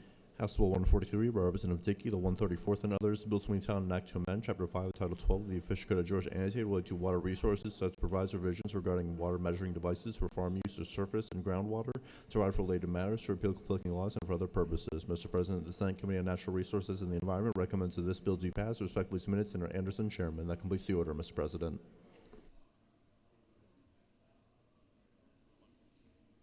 Chair recognizes the senator from the 11th to present House Bill 143.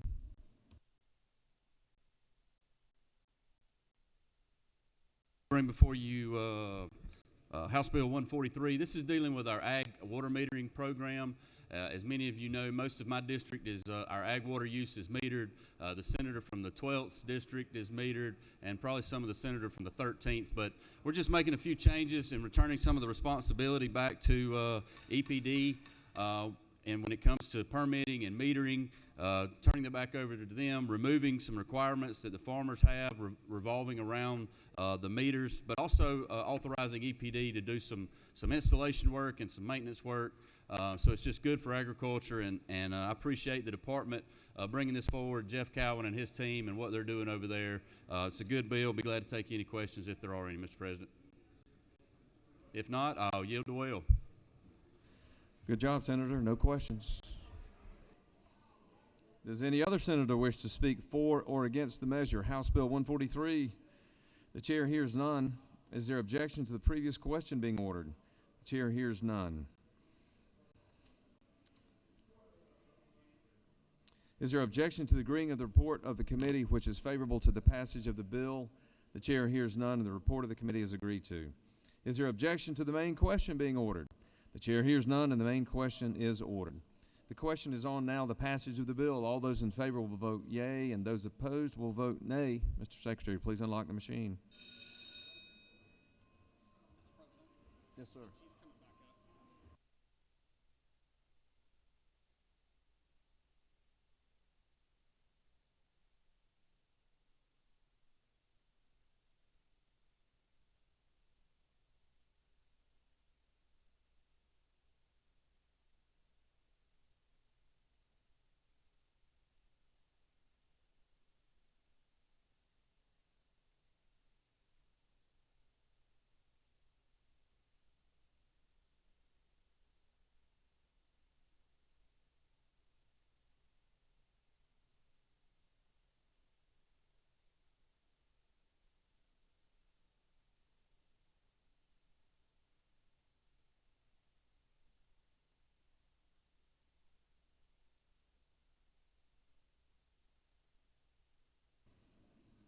On the passage of the bill, the yeas are 53, the nays are 0. This bill, having received the requisite constitutional majority, is therefore passed. All right, moving on next. House Bill 290. Mr. Secretary, please read the caption. House Bill 290 by Representative Carson of the 46 and others, a bill to be entitled an act to amend Chapter 1 of Title 40 of the Official Code of Georgia annotated related to general provisions of revenue and taxation so as to revise the terms Internal Revenue Code and Internal Revenue Code of 1986 to incorporate certain provisions of federal law into Georgia law, to provide for related matters, to provide for an effective date and applicability, to repeal conflicting laws, and for other purposes. Mr. President, the Senate Committee on Finance recommends that this bill do pass. Respectfully submitted, Senator Hufstetler, Chairman. Mr. President, a fiscal note has been attached, and that completes the order. Thank you, Mr. Secretary. The chair recognizes the senator from the 56th to present House Bill 290.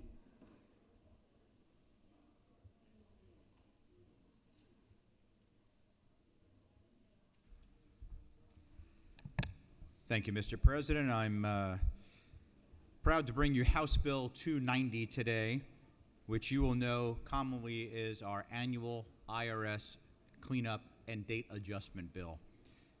Each year, we work with the Georgia Department of Revenue as well as the IRS to make sure that the tax codes match up. You'll notice on this bill, beginning lines 12, we're simply moving the year from 2023 to 2024, and then 2 lines below from 2024 to 2025. The existing language cites all the different IRS codes that are there.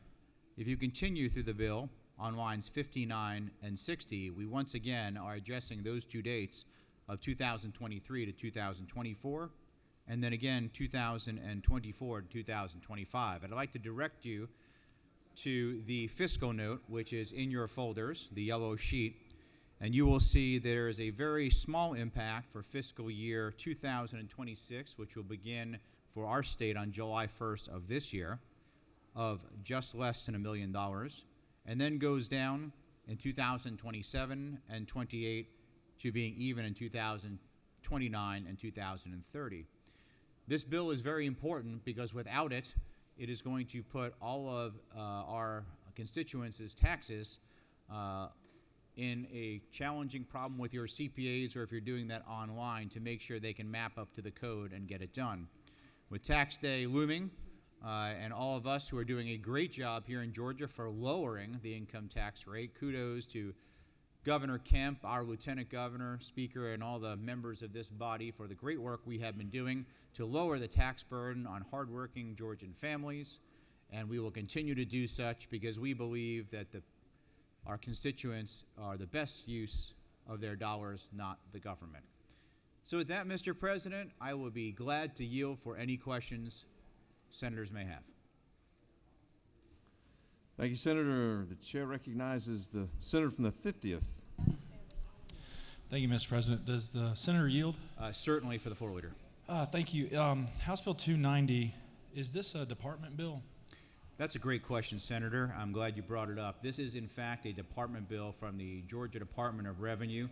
Their teams met with the Finance Committee, the chairman from the Finance, thoroughly vetted this bill in committee with the House sponsor, and I was glad to then continue to carry that through the Senate for them. So thank you for that. And I've gotten a few calls on this, and you touched on this a little bit, but the date changes where, I guess on line 12, you're going from 2023 to 2024. On line 14, you're going 2024 to 2025. And then it looks like 2 more times on line 54 and 59. This will actually benefit and will help the taxpayers in Georgia. It cleans it up a little bit and will also help CPAs across the state of Georgia as well, will it not? That is exactly right. I know that many of the folks are on a tight deadline to try and get their taxes done. This will also help out for all those people that might be using a TurboTax or other tool. And then even for some members of my family, they're still doing it the old-fashioned way by hand, but they need this. It's critical in order to get that done. I know a lot of families are waiting on a tax refund sometimes that they might be using to help their family or maybe planning that vacation. It also helps our businesses, which is something we probably haven't talked about enough, how critical it is for our, especially our small businesses here in Georgia. Does the senator yield? Please. That's one thing that I was going to ask is this bill will not only impact individual filers, but also businesses and corporations as well, will it not? Yeah, that is exactly correct. And I know many of us are small business owners, so this applies to us, also our employees, to make sure we can follow through with that promise and process to get everything done in a timely manner. And I know our businesses are critically keen on these because they also, in some cases, have to pay quarterly taxes on top of their normal business process. And this allows them, working with the Department of Revenue, to do everything they need to make sure they're achieving the rules set forth in the law. Thank you very much. Thank you. Great questions. Senator, you have no other questions? Thank you, Mr. President. Senators, I'd ask for your favorable consideration. The senator has yielded the well. The chair recognizes the senator from the 14th to speak to the measure.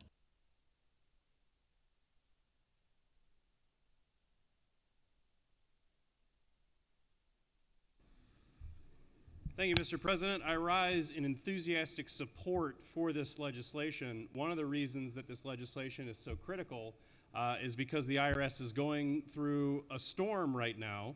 There was a Washington Post article 3 days ago reporting that Treasury and IRS officials expect a 10% decline in collected revenues this year. I'll say that again, a 10% decline, or $500 billion. And the reason is because IRS officials have noticed an uptick in online chatter that people are planning to refuse to pay their taxes or to claim deductions or credits for which they are ineligible because they are wagering that the IRS will be understaffed and gutted enough that nobody will notice. The IRS has planned to eliminate 20,000 jobs, 11,000 of which have already happened but are pending court cases. So it may not be unreasonable for taxpayers to assume that the IRS may not be capable of enforcing the law if they choose to willfully buck their obligation to pay. 10%, $500 billion, that's why this legislation is so needed. Thank you, Mr. President. I yield the well.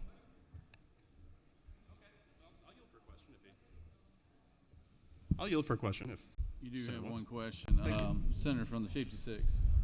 Thank you, Mr. President. Does the senator yield? I yield to my friend from the 56th. I appreciate your enthusiasm for this bill.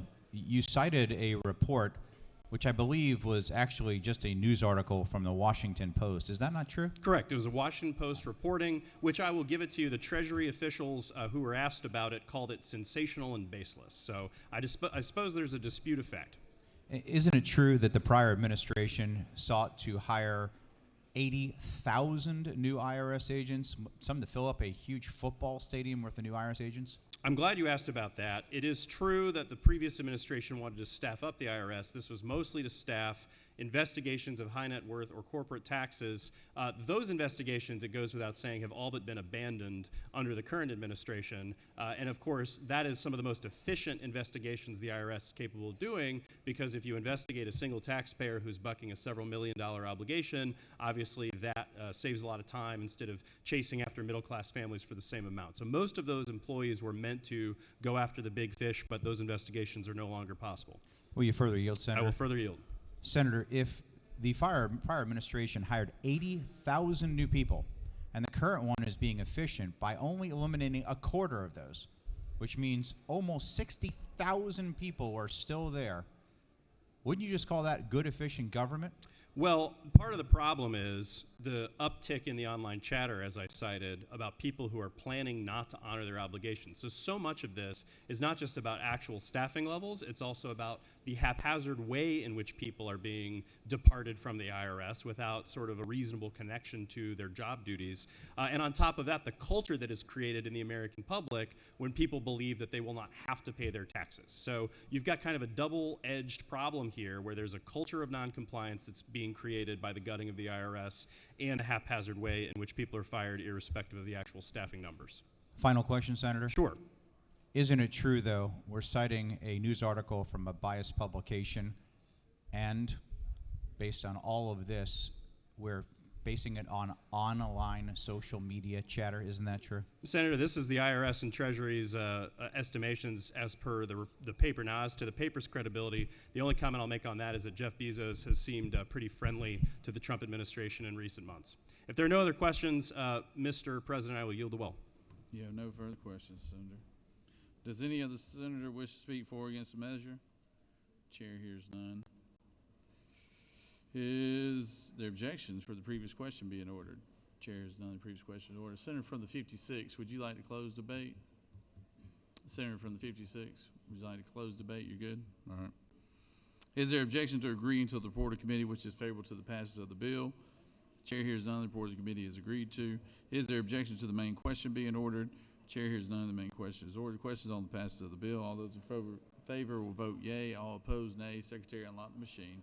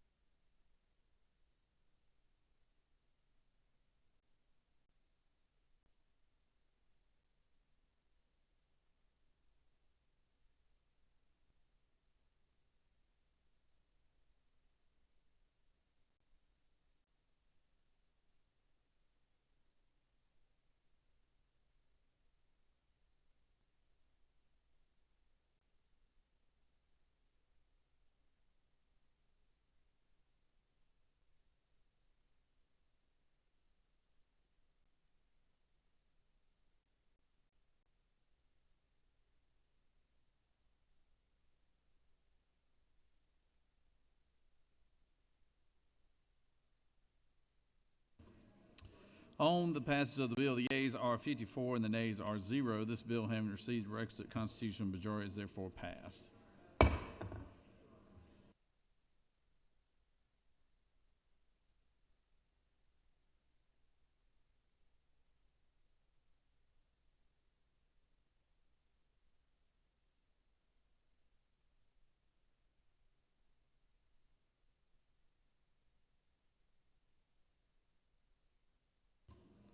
Secretary, read the caption of House Bill 360. House Bill 360 by Representative Estration, the 104th, and others, bills being titled an act to amend Article 2, Chapter 7, Title 48 of the Official Code of Georgia annotated related to income tax imposition, rate computation, exemptions, and credits, so as to revise a tax credit for the rehabilitation of historic structures to authorize the credit to be claimed in the taxable year. The year a certificate of occupancy is obtained for certain pre-approved rehabilitations, provide for related matters, for biblical laws, and for other purposes. Mr. President, the Senate Committee on Economic Development and Tourism recommends that this bill do pass. Respectfully submitted, Senator Beach, Chairman. That completes the order, Mr. President.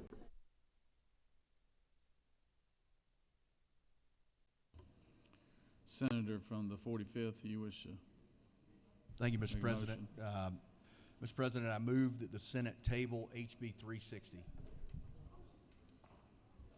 Senator from the 45th has moved that we table HB 360. Is there objection? Without objection, it is tabled.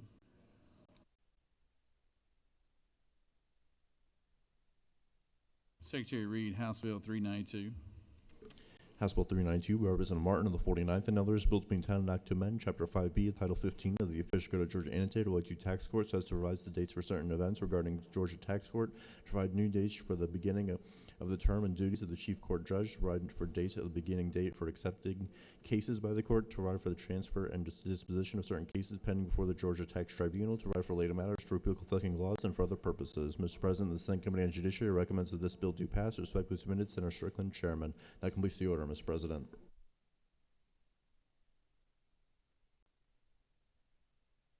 Recognize the Chairman of Judiciary.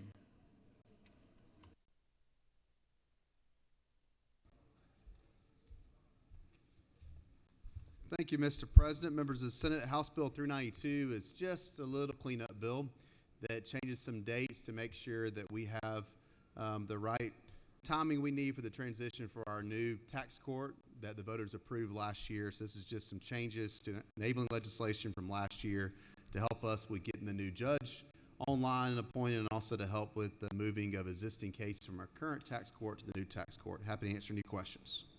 You do have one question, Senator. Recognize Senator from the 19th.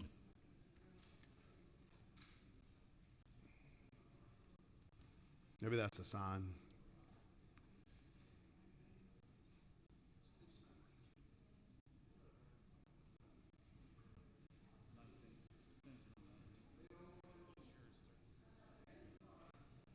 You want to try again?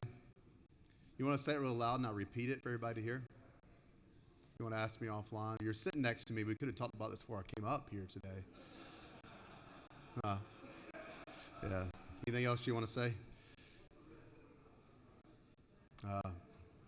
The question was why move the date from July to April, and that's to make sure that the judge is appointed in time to start their administrative duties as we start the moving of the cases into this new court.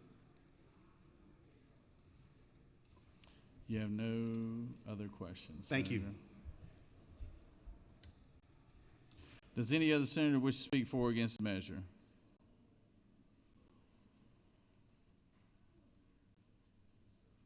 Chair hears none. Is there objection to the previous question being ordered?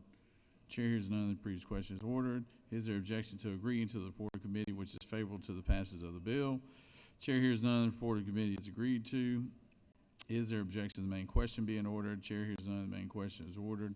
Questions on the passage of the bill. All those in favor of the bill vote yea. All opposed nay. Secretary, unlock the machine.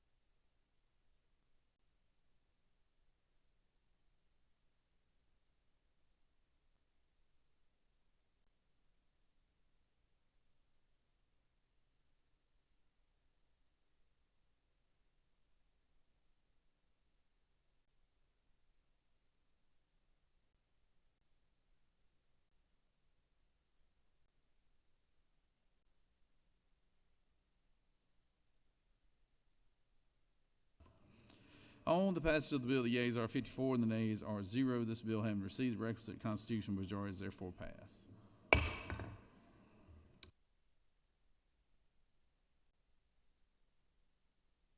Secretary, read House Bill 475.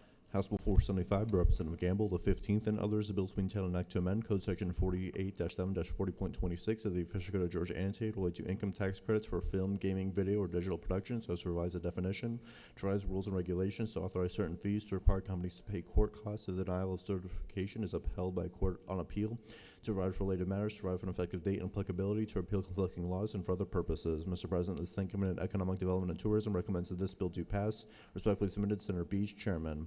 Mr. President, Senator Tillery, the 19th, and others offer the following amendment number 1 to amend House Bill 475 by adding after the word subsection on line 40, and such fees shall be remitted to the State General Fund.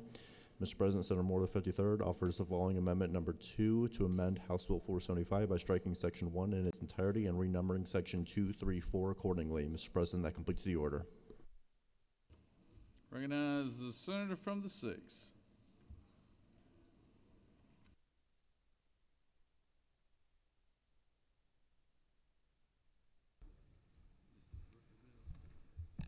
Thank you, Mr. President. I bring to you, colleagues, HB 475. It's a department bill from the Department of Economic Development, simply cleaning up the film tax credits, making it clear that that social media platforms and little videos that are shot online are not eligible for the tax credit.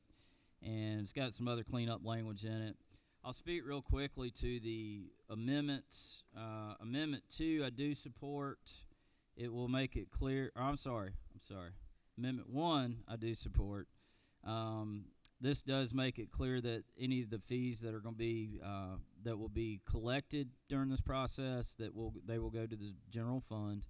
And then on Amendment 2, while I appreciate my colleagues' passion against the film industry, I think what he's doing here is actually going to backfire on him, because when you strike Section 1 and leave Section 2, you're actually giving the Department of Economic Development the full authority to promulgate rules and regs around all these projects with no oversight from the legislature. So, good try. I am against Amendment 2.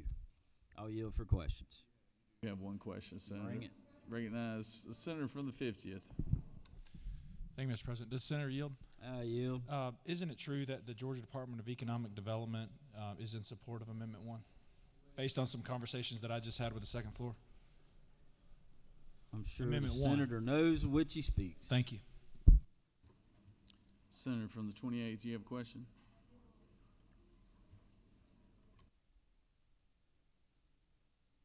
Will the senator yield? I will yield to my good friend from my old district. Thank you very much. Well, as an advocate for the film industry, not just for the big companies, but also for independent, who have been helping to bring a lot of revenue to the state of Georgia, not just in a cameraman, or actor, or writer, but in dry cleaning, in transportation, and renting cars, and renting buildings, et cetera, et cetera. And that's true. the small ones pay more money than the big ones. So why is it that we want to put more fees on them, and instead of excluding them? If they want to put regulations Can you in. restate your question, please? Yes, I would like to know, thank you, Senator. I'd like to know, why are we adding fees to independent? And that might even include Tyler Perry Studios, it looks like to me, which was here before we even had tax credits, and who definitely employs a lot of people in Georgia. So, well, first off, we're not requiring the fees. It says the department may charge a reasonable fee associated with the certification process. There are many certification applications that are coming through, and it does cost money when we have to allocate resources towards that. And so that is the purpose of the fee. But it is my hope, too, that as we have some of this clarification language throughout the bill on what exactly is eligible for the credits and whatnot, as we're cleaning that up, then hopefully the amount of applications should go down because of that process is cleaned up. Yeah, will you further yield? Absolutely. I'd like to know what reasonable fees mean. How much are they? Is it $50, $100, $10,000? You know, what is reasonable? We didn't specify in this legislation. You know, we found that when here in the state, when we put a number on a fee, or we put an actual number on something, As you know, you've been here long enough. You've been here longer than I'm in my 9th year, and it seems like every single year a department or someone is coming back to us to ask us to raise that fee or lower that fee, and so trying to get out of the fee naming business. And so it was left a little bit more generic, and we feel if the department is doing something that we do not feel is reasonable, then we could come back next year and address that. Well, and I know that many of the lobbyists for film industry said it's okay, but then I talked to some of the independents. We had Film Day in Georgia last week, and they said they pay already to get a license and other fees and permits. So they were very distraught over this bill.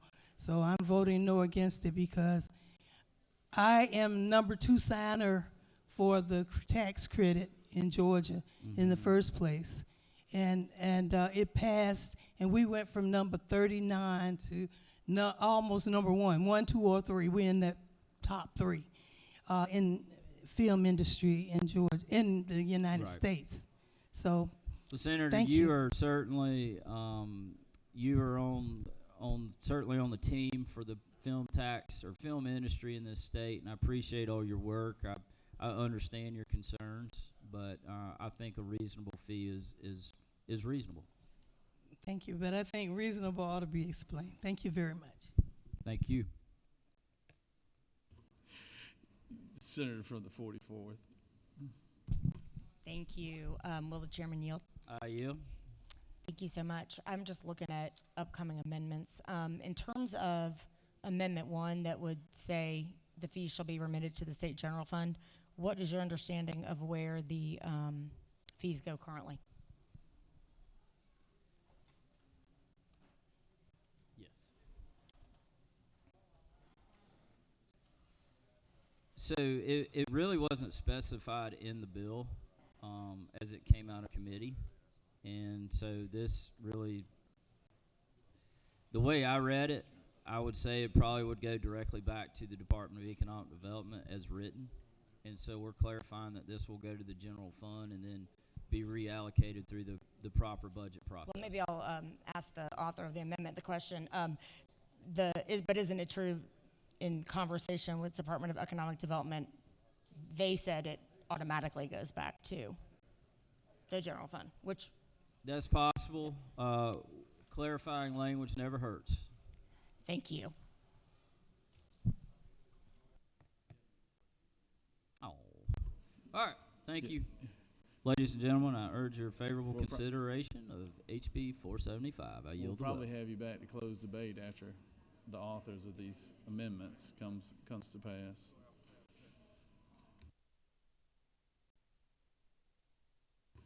Senator from the 19th, would you like to come speak to your amendment? You figure everybody's got it, huh? Senator from the 53rd, like to speak to your amendment.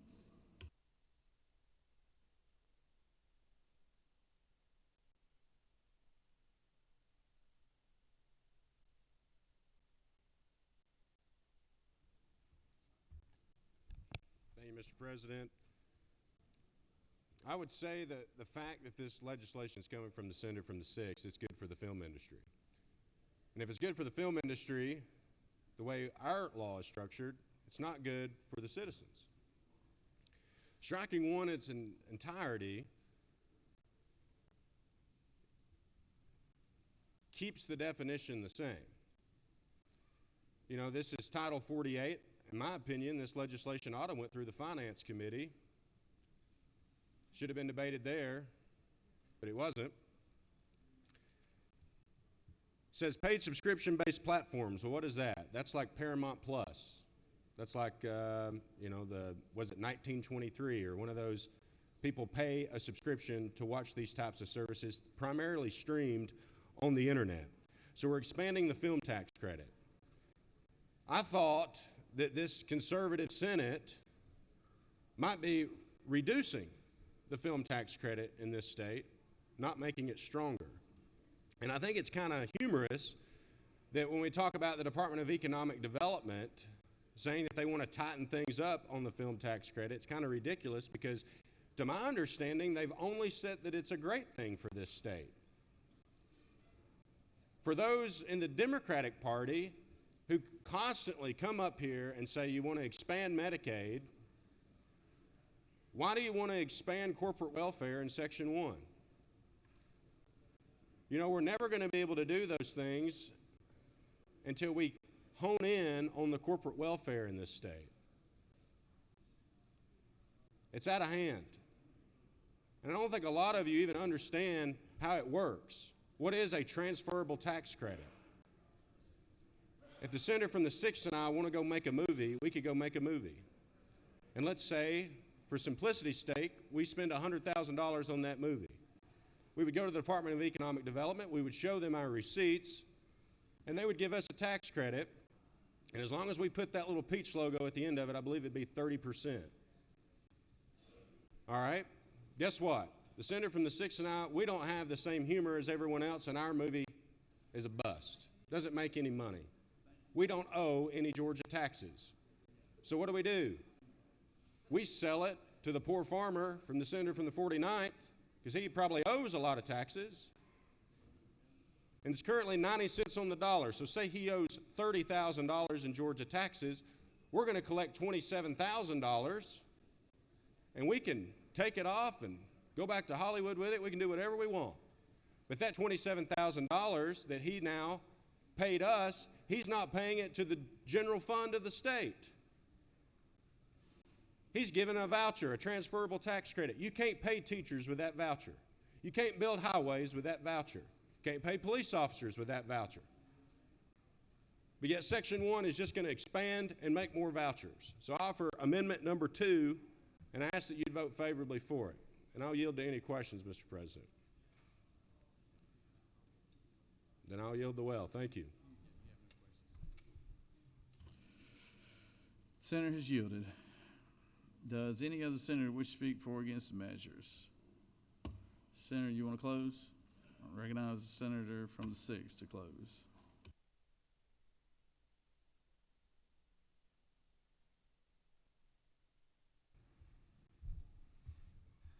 Ladies and gentlemen, my friend and colleague from the 53rd calls it corporate welfare.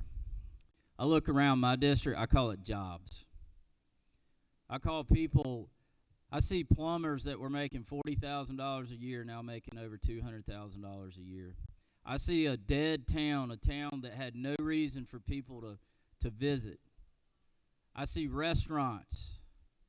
I see local businesses thrive because people are coming from all over this country to visit what you call corporate welfare. Jobs are created by this. It is an investment. It is an investment in the lives of our citizens. I urge your favorable consideration.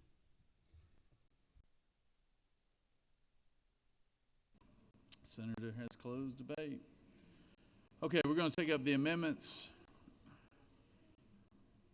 Amendment number 1, authored by the senator from the 19th.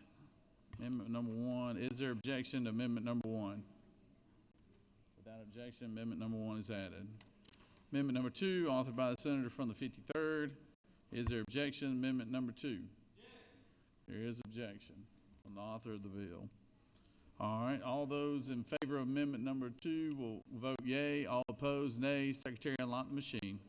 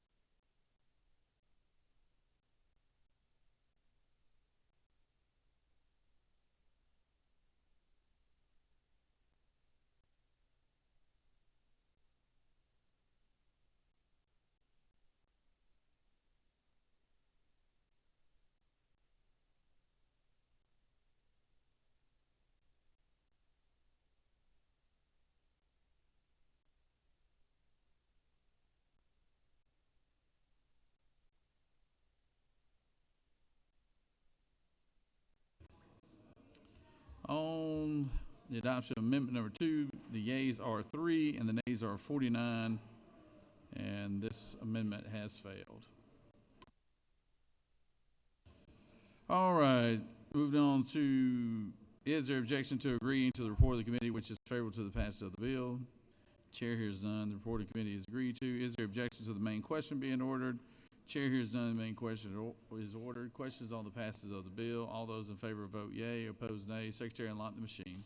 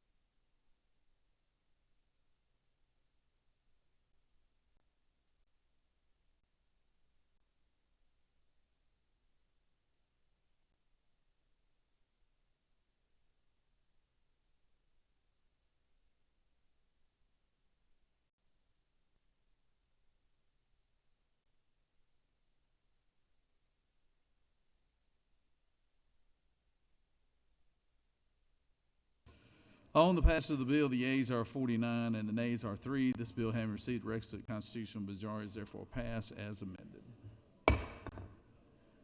Secretary read SR 310. Senate Resolution 310 by Senator Kirkpatrick of the 32nd and others, a resolution creating the Senate Study Committee on Additional Services and Resources for Transition-Age Youth and Foster Care and for other purposes. Mr. President, the Senate Committee on Children and Families recommends that this resolution do pass. Respectfully submitted, Senator Kirkpatrick, Chairman. That completes the order, Mr. President.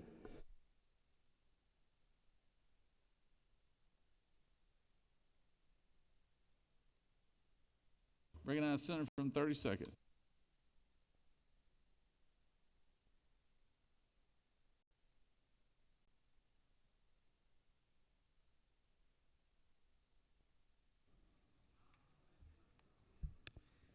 Thank you, Mr. President.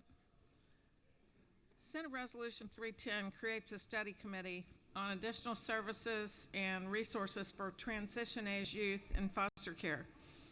All children need a loving family to support their lifelong growth. The desired outcome of permanency for kids in state custody comes in one of 3 ways: reunification, adoption, or guardianship.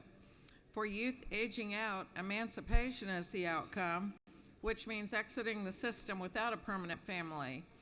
About 19,000 young people age out of the U.S. foster care system each year, and there are lifelong consequences that can occur, including housing instability, joblessness, involvement with the legal system, academic difficulties, early parenthood, and substance use.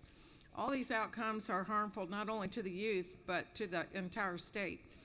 Although we've made some steps to address this issue in our state by extending the age to 21 for some of the programs, there's much more that can be done. The purpose of this committee is to identify existing resources, including gaps in our programs, and to identify possible solutions to improving outcomes for this vulnerable population. I appreciate the support of the President of the Senate for this study committee and his overall support for the important work of the Children and Families Committee. And with that, I'll yield for questions. Thank you. I yield. Does any other senator wish to speak for or against the measure? Chair hears none. Is there objection to the previous question being ordered? Chair hears none. The previous question is ordered. Is there objection to agreeing to the report of the committee, which is favorable to the passage of the bill?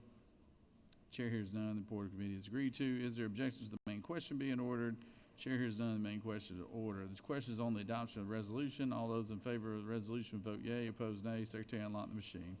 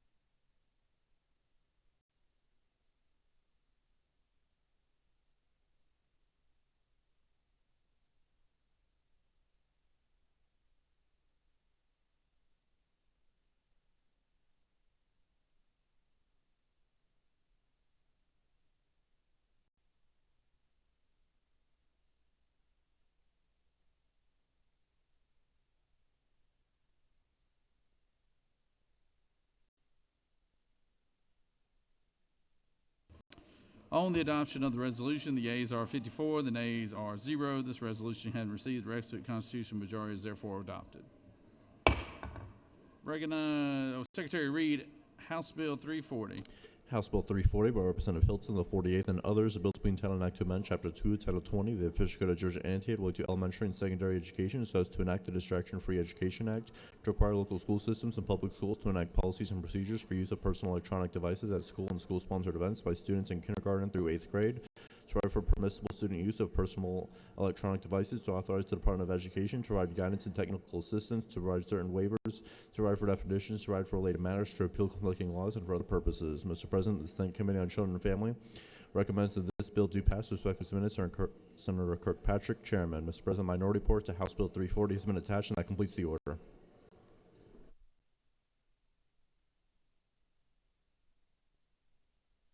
Recognize the Senator from the 31st.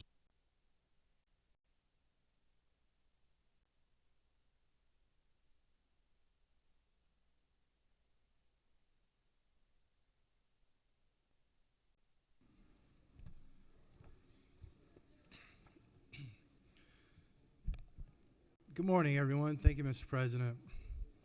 I'm honored to present House Bill 340 today, the Distraction-Free Education Act. First and foremost, I want to thank the bipartisan collection of legislators throughout this building who have come out in support of this bill.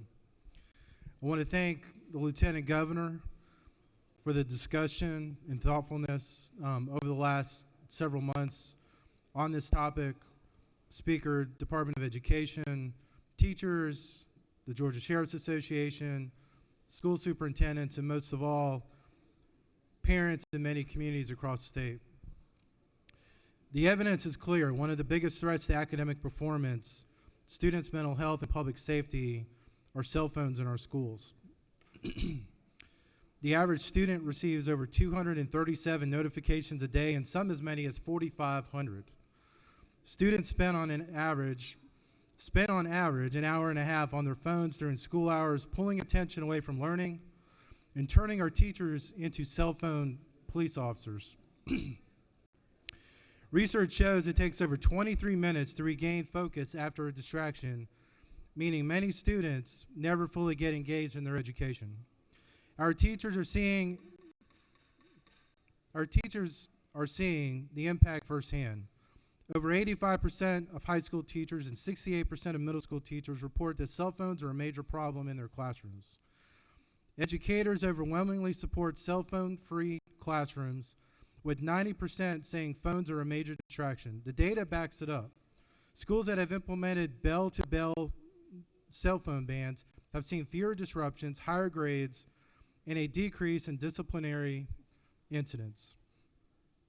Beginning with the 2026-2027 school year, public schools, grade K through 8, shall be cell phone free from bell to bell from the beginning of the day to the end of the day. Beyond that, we will allow school systems to design a program that works for them. And again, we will allow local school systems to design the best program that works for them. So each local community will have a say in what this should look like in only grades kindergarten through 8th grade.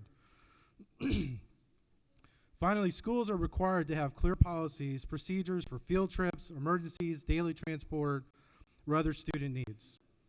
This bill isn't just about academics, it's about students' well-being. Studies link excessive phone use to mental health issues, decrease in social skills, and increase in bullying. We want students engaged in school, socializing with friends during lunch, and focusing in the classroom. As the parent of 3 young children, and my wife is a school teacher, my first thought every day when dropping our kids off at school is that their safety and public safety is taken care of, and those experts that are on the front lines of public safety agree. Removing phones creates a safer school environment. In an emergency, we want our kids full and undivided attention, clear phone lines, no misinformation, kids listening to teachers, kids listening to school resource officers. If, God forbid, there's an incident in the school, I want my child and your child to be able to follow instructions very clearly without distraction, to get out of a building, get out of a classroom, and be safe. Schools that have implemented a cell-free policy have seen hallway fights, bullying, and other violence decrease. We are not alone. From Virginia to Alabama, states across the nation are taking action. The results speak for themselves: reduced threats, higher grades, and better student engagement. Let's do what's right for Georgia students. Let's get cell phones out of the classroom so a teacher can teach and our brightest minds can learn. Let's pass House Bill 340 and bring focus back to the classroom. With that, Mr. President, I'll yield for a couple questions. You do have a couple questions. Senator from the 53rd. Thank you, Mr. President. Will Senator yield? Yes, Senator. This legislation only includes K through the 8th grade. Is that correct? That is correct. Okay.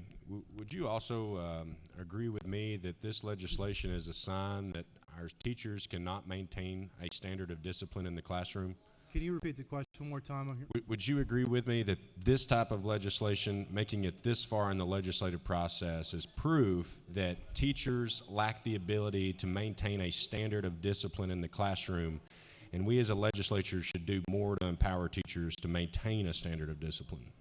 Well, Senator, I will say this to your question and your comments also, so I can go home and sleep tonight with my wife being a teacher. I think this Senate and legislative body needs to do everything in our power to empower teachers to have a greater say of what happens in his or her classroom. I believe that this bill also demonstrates that when there are distractions in the classroom, a teacher is scared to death to empower themselves or even sometimes maybe a family member because they're worried about reprisal, punishment, or something in a school district from basically doing what's best for what they believe is in the classroom. So I think whatever we can do on this issue or other issues, we need to empower teachers more. Thank you, Senator. Thank you, Senator. Great question. Recognize Senator from the 56. Thank you, Mr. President. Does the senator yield? Yes, sir. Senator, I commend you for carrying this bill in the Senate. I do have a question, though, specifically if a school system either provides devices such as a laptop or a tablet, or they have a BYOD policy of allowing them to use them in a class for certain types of things they're working on, would that still be allowed under this bill? Yes. If a school district is basically providing devices and they already have kind of a system set up, this does not infringe on the school district's current practices. This bill very specifically states that local districts shall create policies that are best for them and their community as in terms of what they do with devices during the bell-to-bell time frame. Thank you. Thank you, Senator. Recognize Senator from the 55th for a question. Will the distinguished senator yield? Yes, Senator. Is there a provision that parents will still be able to be in contact with their kids in cases of emergency, or how is that envisioned to be taken care of? Yes, Senator, great question. So when it comes to in cases of emergency or checking on their kids, all of those types of instances would be covered in the policy that the local school district would basically design in terms of where and how that device is handled during the bell-to-bell time frame. I mean, my advice during an emergency at a school, while we know that parents are scared, parents are worried about where their kids are, parents are worried about kind of what's happening at a moment's notice. Trusting law enforcement, trusting the first responders, and following the instructions when emergency text messages, alerts, or other things are put out by an individual school or school district, I think are important. And this bill does not infringe on any of those communication methods that school districts use now or would develop or use in the future.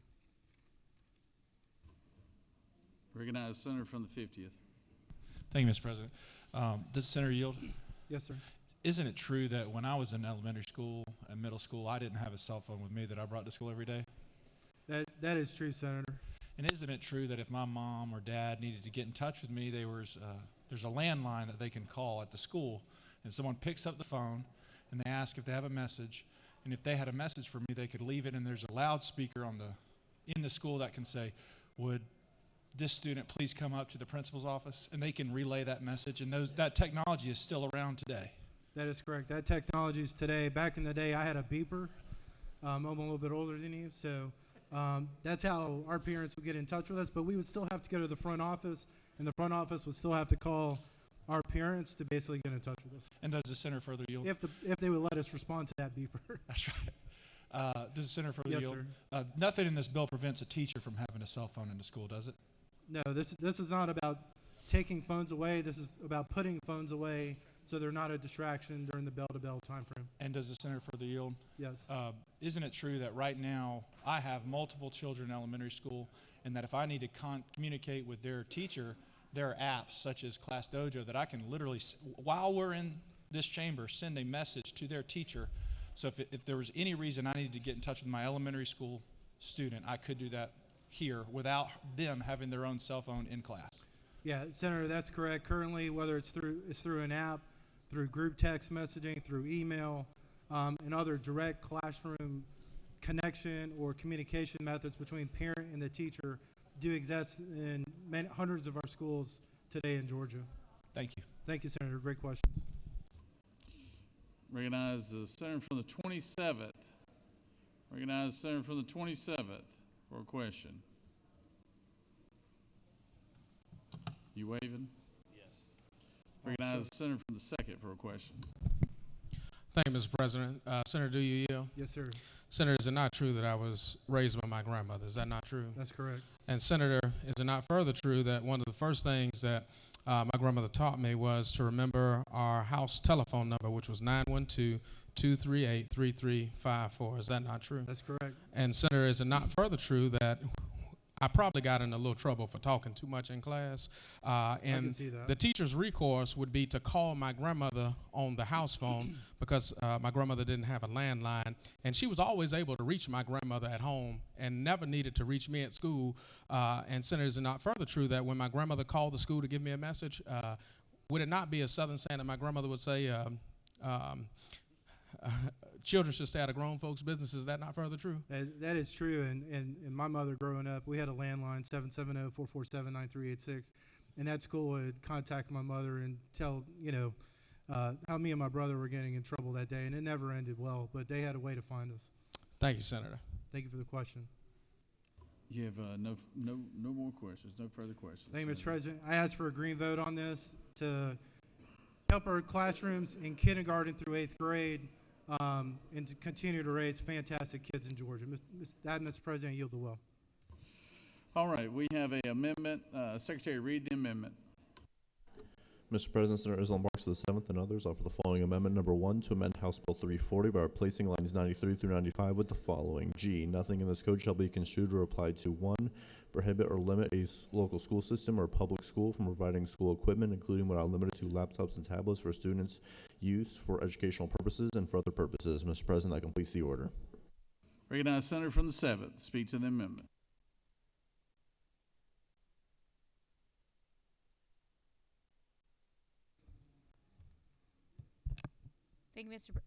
Thank you, Mr. President. I recognize the good intentions of this bill, but with many good bills, there are sometimes negative externalities that come out of them. If we look at line 28 in the bill, where it defines personal electronic devices, it means any portable electronic device capable of transmitting, receiving, or accessing communications, data, or media, such as includes but is not limited to smartphones, smartwatches, tablets, e-readers, headphones, and other devices. Right now, this bill would ban devices like e-readers. Banning e-readers in 2025 is basically kind of like banning books. Kids aren't just reading paperbacks anymore. They're reading on Kindles, on Nooks, on tools that are built specifically for learning. E-readers don't have TikTok. You don't text on them. They don't let you scroll. So, I agree with banning distractions, not learning. My amendment makes sure that we carve out a place for technology that supports education and devices that only serve the classroom, not the group chat. Electronics are tools, and so I would like to make sure that we don't take them away from teachers and students. Thank you, Mr. President. I yield the will. Senator is yielded. Recognize Senator from the 29th. I'd like to speak to the measure.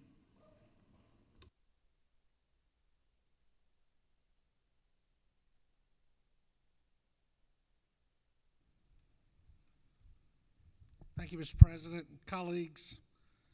I want to commend the senator from the 31st and the House member and good friend of mine for actually, not to offend anybody, for actually bringing the first legitimate school safety bill before this body.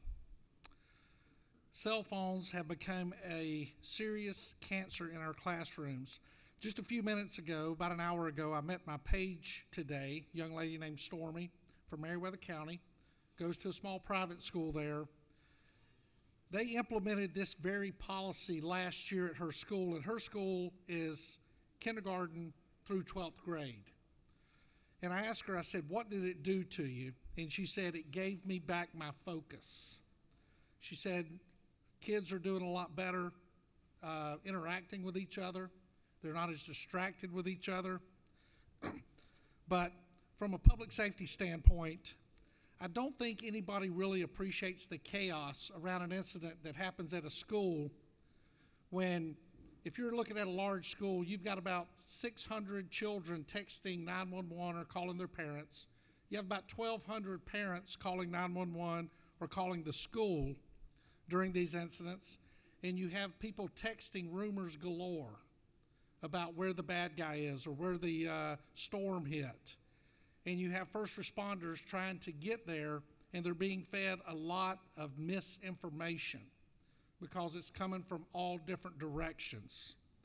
And this is a huge first step in clearing up the communication lines.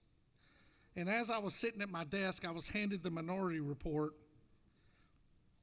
And I have a saying sometimes I use, and I know my brain doesn't work like many people in this room, and I think that's to everybody in this room's advantage, probably except mine, because I think there are people in this room a whole lot smarter than I am and a whole lot more articulate than I am. But reading the minority report reminds me of what I say, where sometimes I believe this is the building that you bring a plastic plant to if you want it to die, because there's zero logic, zero oxygen, anything in this building at times. And in the minority report I read, it is the responsibility of teachers to maintain the attention of their students. Absolutely. So let's do what the senator from the 53rd said. Let's empower those teachers to run their classrooms again. Let's take the fear away from them of running their classrooms again. Let's take the fear away from them for sending an undisciplined student whose parents choose not to take care of that student to the office, and let that child be disciplined and removed from those children that want to learn in the classroom. It said, what if parents try to contact their students to make sure they are safe? Well, that is not the time for parents to reach out to their students to make sure they're safe. Students, every school in Georgia is required to have an emergency action plan. We mandated that, and it's on file at GMA, and they are required to follow that plan. And part of that plan is not to have Randy Robertson call Winbrook School and ask if Andy Robertson is safe. My problem is to sit down, be a responsible parent, and trust the school to follow their emergency action plan. Their calls will go unanswered because their children's phones will be locked away. Yes. And what if a student needs to film an incident that isn't caught on school security camera? I can't even speak to that. We should teach students to catch the proverbial fish for themselves. Amen. We should teach children to be responsible. And to teach them to be responsible, they need to understand that they go to class, they sit in their desk, they follow the instructions of their teachers. If there's an emergency, they follow the instructions of their teachers. If it's a weather emergency, they follow the instructions of their teachers and the drills they've been given. If it's a much more dangerous situation than that, they follow the instructions of their teachers. We keep communication lines safe and clear. I cannot thank the senator from the 31st enough. I cannot thank the House sponsor enough for doing this. I know my brother from the 30th understands exactly the passion we have when we have to respond to something that involves children, whether it's an active shooter, whether it's a tornado, or any other thing. But we need to go there with the confidence to know what we're going into and it cannot be a hurricane created by thousands of phone calls going in and out of 911 and to the phones of everybody in the community. Thank you all, Mr. President. I yield the well. Senator's yielded. Recognize Senator from 38 speak to the measure.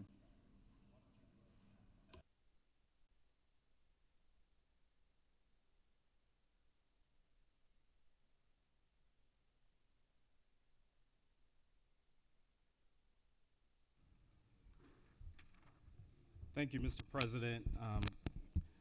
Colleagues, I was really torn on this bill. As a former teacher and principal, I know the distractions that phones cause in the classroom. Just this morning, I met with school leaders from my district. We had 5 of them here, and each of them mentioned the drama and the issues that cell phones cause in the classroom.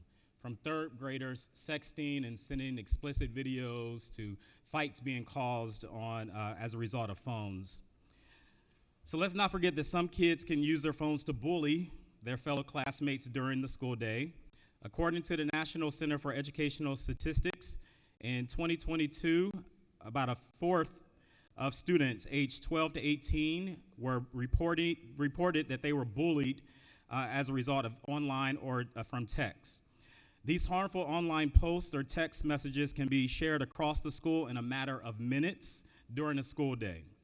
We have to make sure we protect our kids from facing this kind of bullying or harassment so all of our kids can get a good education. However, I can't help but shake the what if. What if that phone could save lives in an active shooter situation? These are true concerns as a parent that all of us will typically think about. What if that phone is the last opportunity for my child to communicate with me? We've already seen this happen, not just here in Georgia, but across the country. Time and time again, when a crazed gunman decided to take the lives of our children while they sat in their desks. It was a cause of students that got emergency services there. It was their text to their parents letting them know they were alive that gave every parent a glimmer of hope. While I support this bill, I actually think it should go up to 12th grade.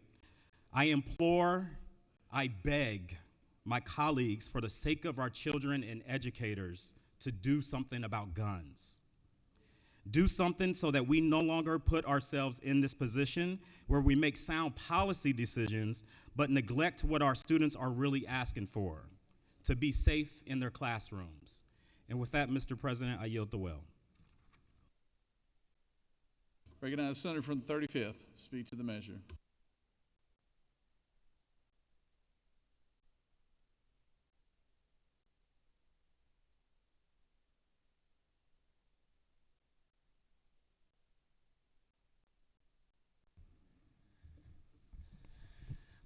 Colleagues, I rise in partial disbelief because I'm in complete agreement with the senator from the 29th. This is indeed, in my opinion, and apparently in his opinion, the first and only school safety bill, true school safety bill that we've heard so far this year.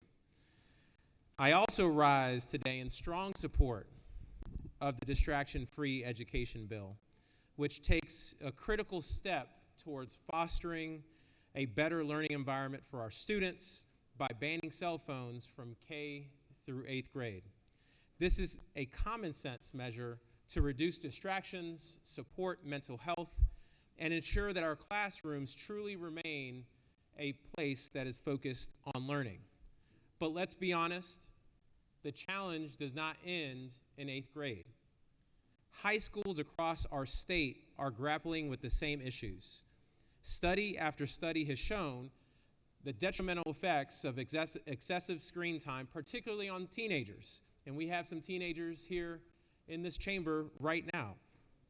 We can no longer ignore the impact of declining academic performance and increased anxiety and depression. We know that phones are more than just communication tools. They are constant sources of distraction, and teachers are competing with TikTok, YouTube, and Snapchat for students' attention. And in a world where algorithms thrive on keeping our students hooked, we are setting them up for failure by allowing them to continue to be distracted by cell phones in classrooms. Therefore, regardless of what this bill does in K through 8, I call on our school systems across the state to act now. Even without a statewide mandate, local districts have the authority to implement policies that ban phones in high schools. Some schools across the country and in this state, like Marietta City Schools and Atlanta Public Schools, have already begun to do this, and they've seen remarkable success. They've reported higher grades among students, fewer disciplinary issues, and more engaged students. I have an example of Midtown High School, where parents and teachers reported that after banning phones in classrooms, students were automatically, suddenly talking to each other during lunch. What a novel idea. It is time that we follow the lead of these school systems. This bill is a step in the right direction, but let it be the beginning and not the end. Let's ensure that every student, from kindergarten to 12th grade, has the opportunity to learn free from unnecessary distractions. Colleagues, I urge you to support this bill and encourage school systems to take bold action for the sake of our students' future. Mr. President, I yield the well.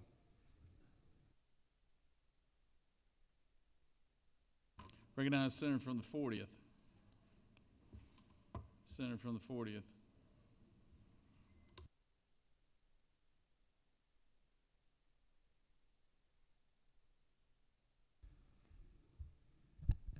Thank you, Mr. President.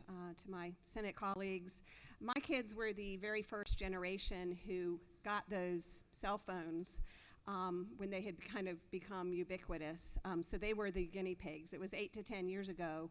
And I knew that they were a problem. And so my husband and I were very careful to make sure we set up rules in our household in regards to, checking your device in before you go to bed. And it did create struggles in our relationships with our kids because the pull of those phones is so strong. But we did our best to struggle through that and get those devices put away before bedtime. But then we sent them to school, and the schools worked against us. By 9th grade, my kids were required to sign up for Instagram because there was a school assignment that was a very clever assignment, but there was a school assignment where they had to create Instagram characters that had to do with like the Crucible. It was very cute, but they required that my kids have an Instagram account. They used apps on the phone to keep track of homework. So when we said to our kid at 11 p.m., it's time to turn your device in, they said, I can't give you my device because my homework is on the app and I haven't finished my homework. And we, as parents, couldn't stay up until 1 a.m. and the kid still had homework to do, so the device didn't get turned in. I support this bill. I am so thrilled that we can do this for parents that are out there struggling in the same way.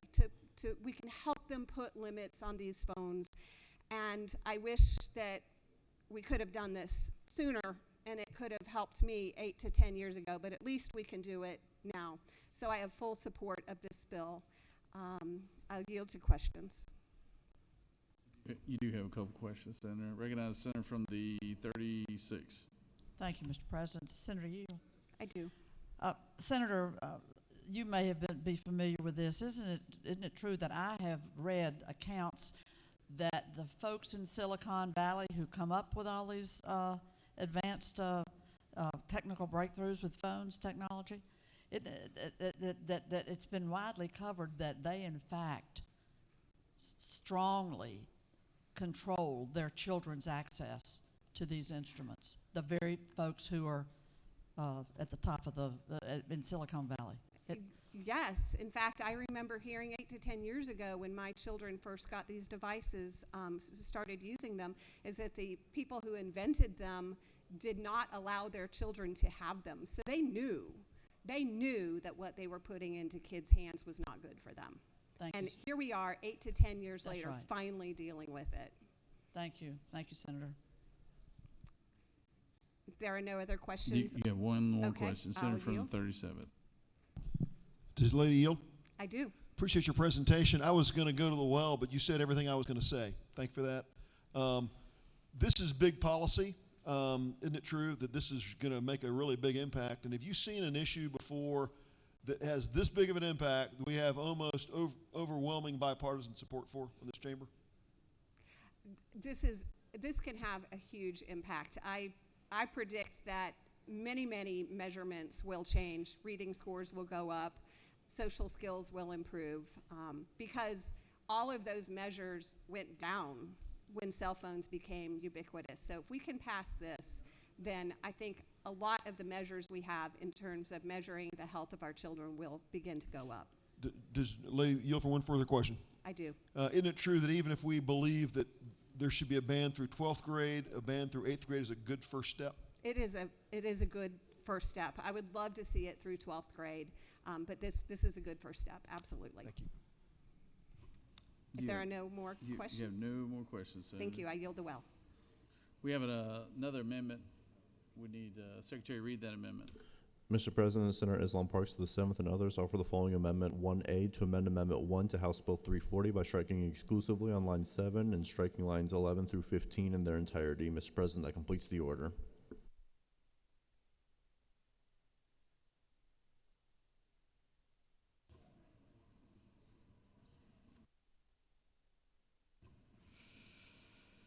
Is there any other senator that wish to speak for or against the measure? The chair hears none.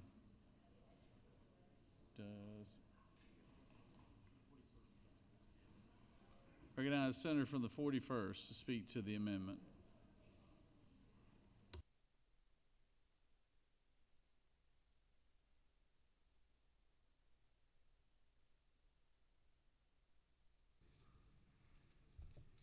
Thank you, Mr. President. I want to speak just very briefly to Amendment 1A. So what Amendment 1 is seeking to do is to try to provide some space to acknowledge that children do have access to devices like e-readers, things that allow and really enhance their educational experience. And so 1 is seeking to make those so that those can be used still in the classrooms. But the parameters around 1 were a little bit too tight, and so 1A seeks to make it just a little bit clear. It says if it's a school-provided device, of course, that will be allowed. And then the second one is you can have personal devices, but they have to be for exclusive educational use, and they have to be related to reading, studying, or educational activities. So we're just trying to make it clear while also by also trying to maintain the spirit of this idea of really keeping cell phones out of the classroom, which I will say I support the underlying bill 100%. I'm glad that we're taking this step. And I do want to make sure that our children have access to some of these personal technologies that do, in fact, help them enhance their reading, enhance their educational skills. With that, I will yield for questions for Amendment 1A. You have no questions, Senator. All right, thank you.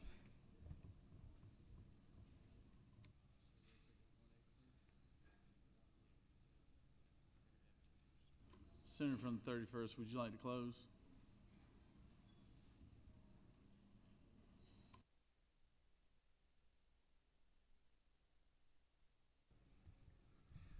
Thank you, Mr. President. Vote green, vote red on amendments. Thank you. All right. So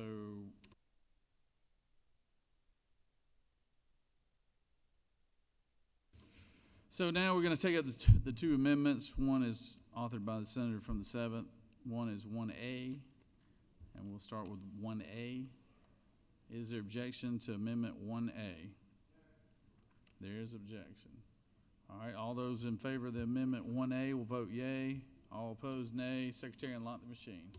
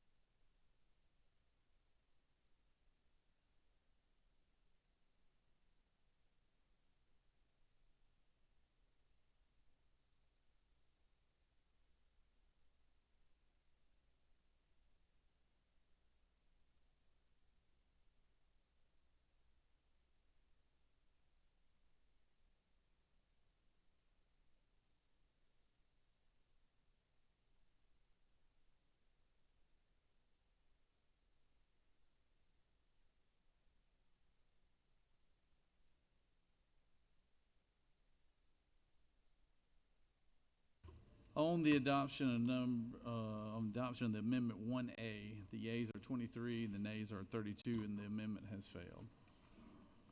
All right, moving on to Amendment 1, authored by the senator from the 7th. Is there objection to Amendment 1? We do have objection. All those in favor of Amendment 1 will vote yea. All opposed, nay. Secretary, unlock the machine.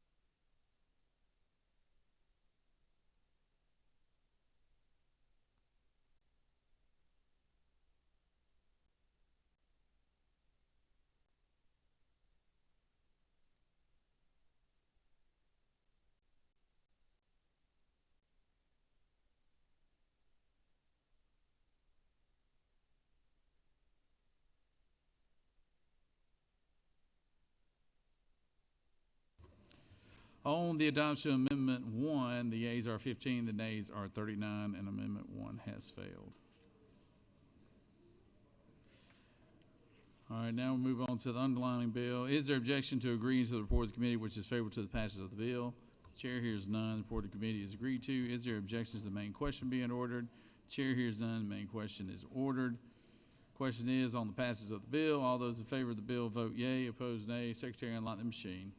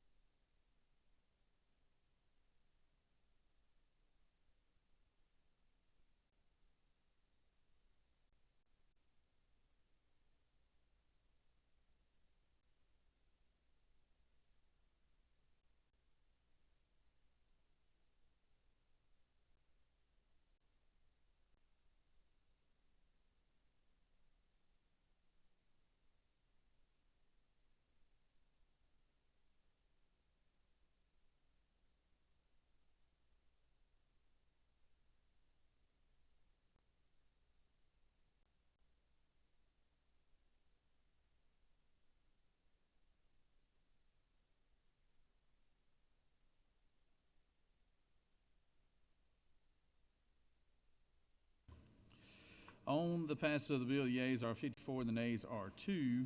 This bill, having received the requisite constitutional majority, is therefore passed. Recognize Senator from the 13th for a motion. Thank you, Mr. President. Mr. President, pursuant to Senate Rule 7-1-10B, I give notice that on the next legislative day I intend to move for the Senate to consider House action on Senate Bill 13. Secretary, read the caption.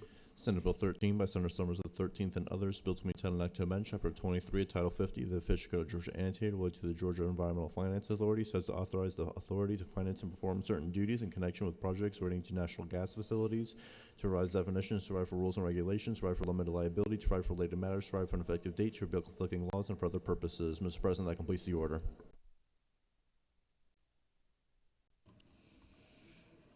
All right, recognize the majority leader for a motion. Mr. President, I move that the Senate stand adjourned pursuant to Senate Resolution 6 until 10 a.m. on Thursday, March 27th. Secretary, read the announcements. Mr. President, the Rules Committee will meet upon adjournment in room 450 in the Capitol. At 2 p.m., the Ethics Committee will meet in room 310 in the CLOB. At 3 p.m., the Education and Youth Committee will meet in room 450 in the Capitol. At 3 p.m., the Retirement Committee will meet in room 307 in the CLOB. At 4 p.m., the Insurance and Labor Committee will meet in MES 1. At 4 p.m., the Higher Education Committee will meet in room 307 in the CLOB. And at 5 p.m., the Regulated Industries and Utilities Committee will meet in room 450 in the Capitol. Mr. President, that completes the order. All right, any other announcements? No other announcements. The majority leader has moved that we stand adjourned until 10 a.m. Thursday morning, March 27th. All those in favor of the motion signify by saying aye. All those opposed, no. The ayes clearly have it. We're adjourned.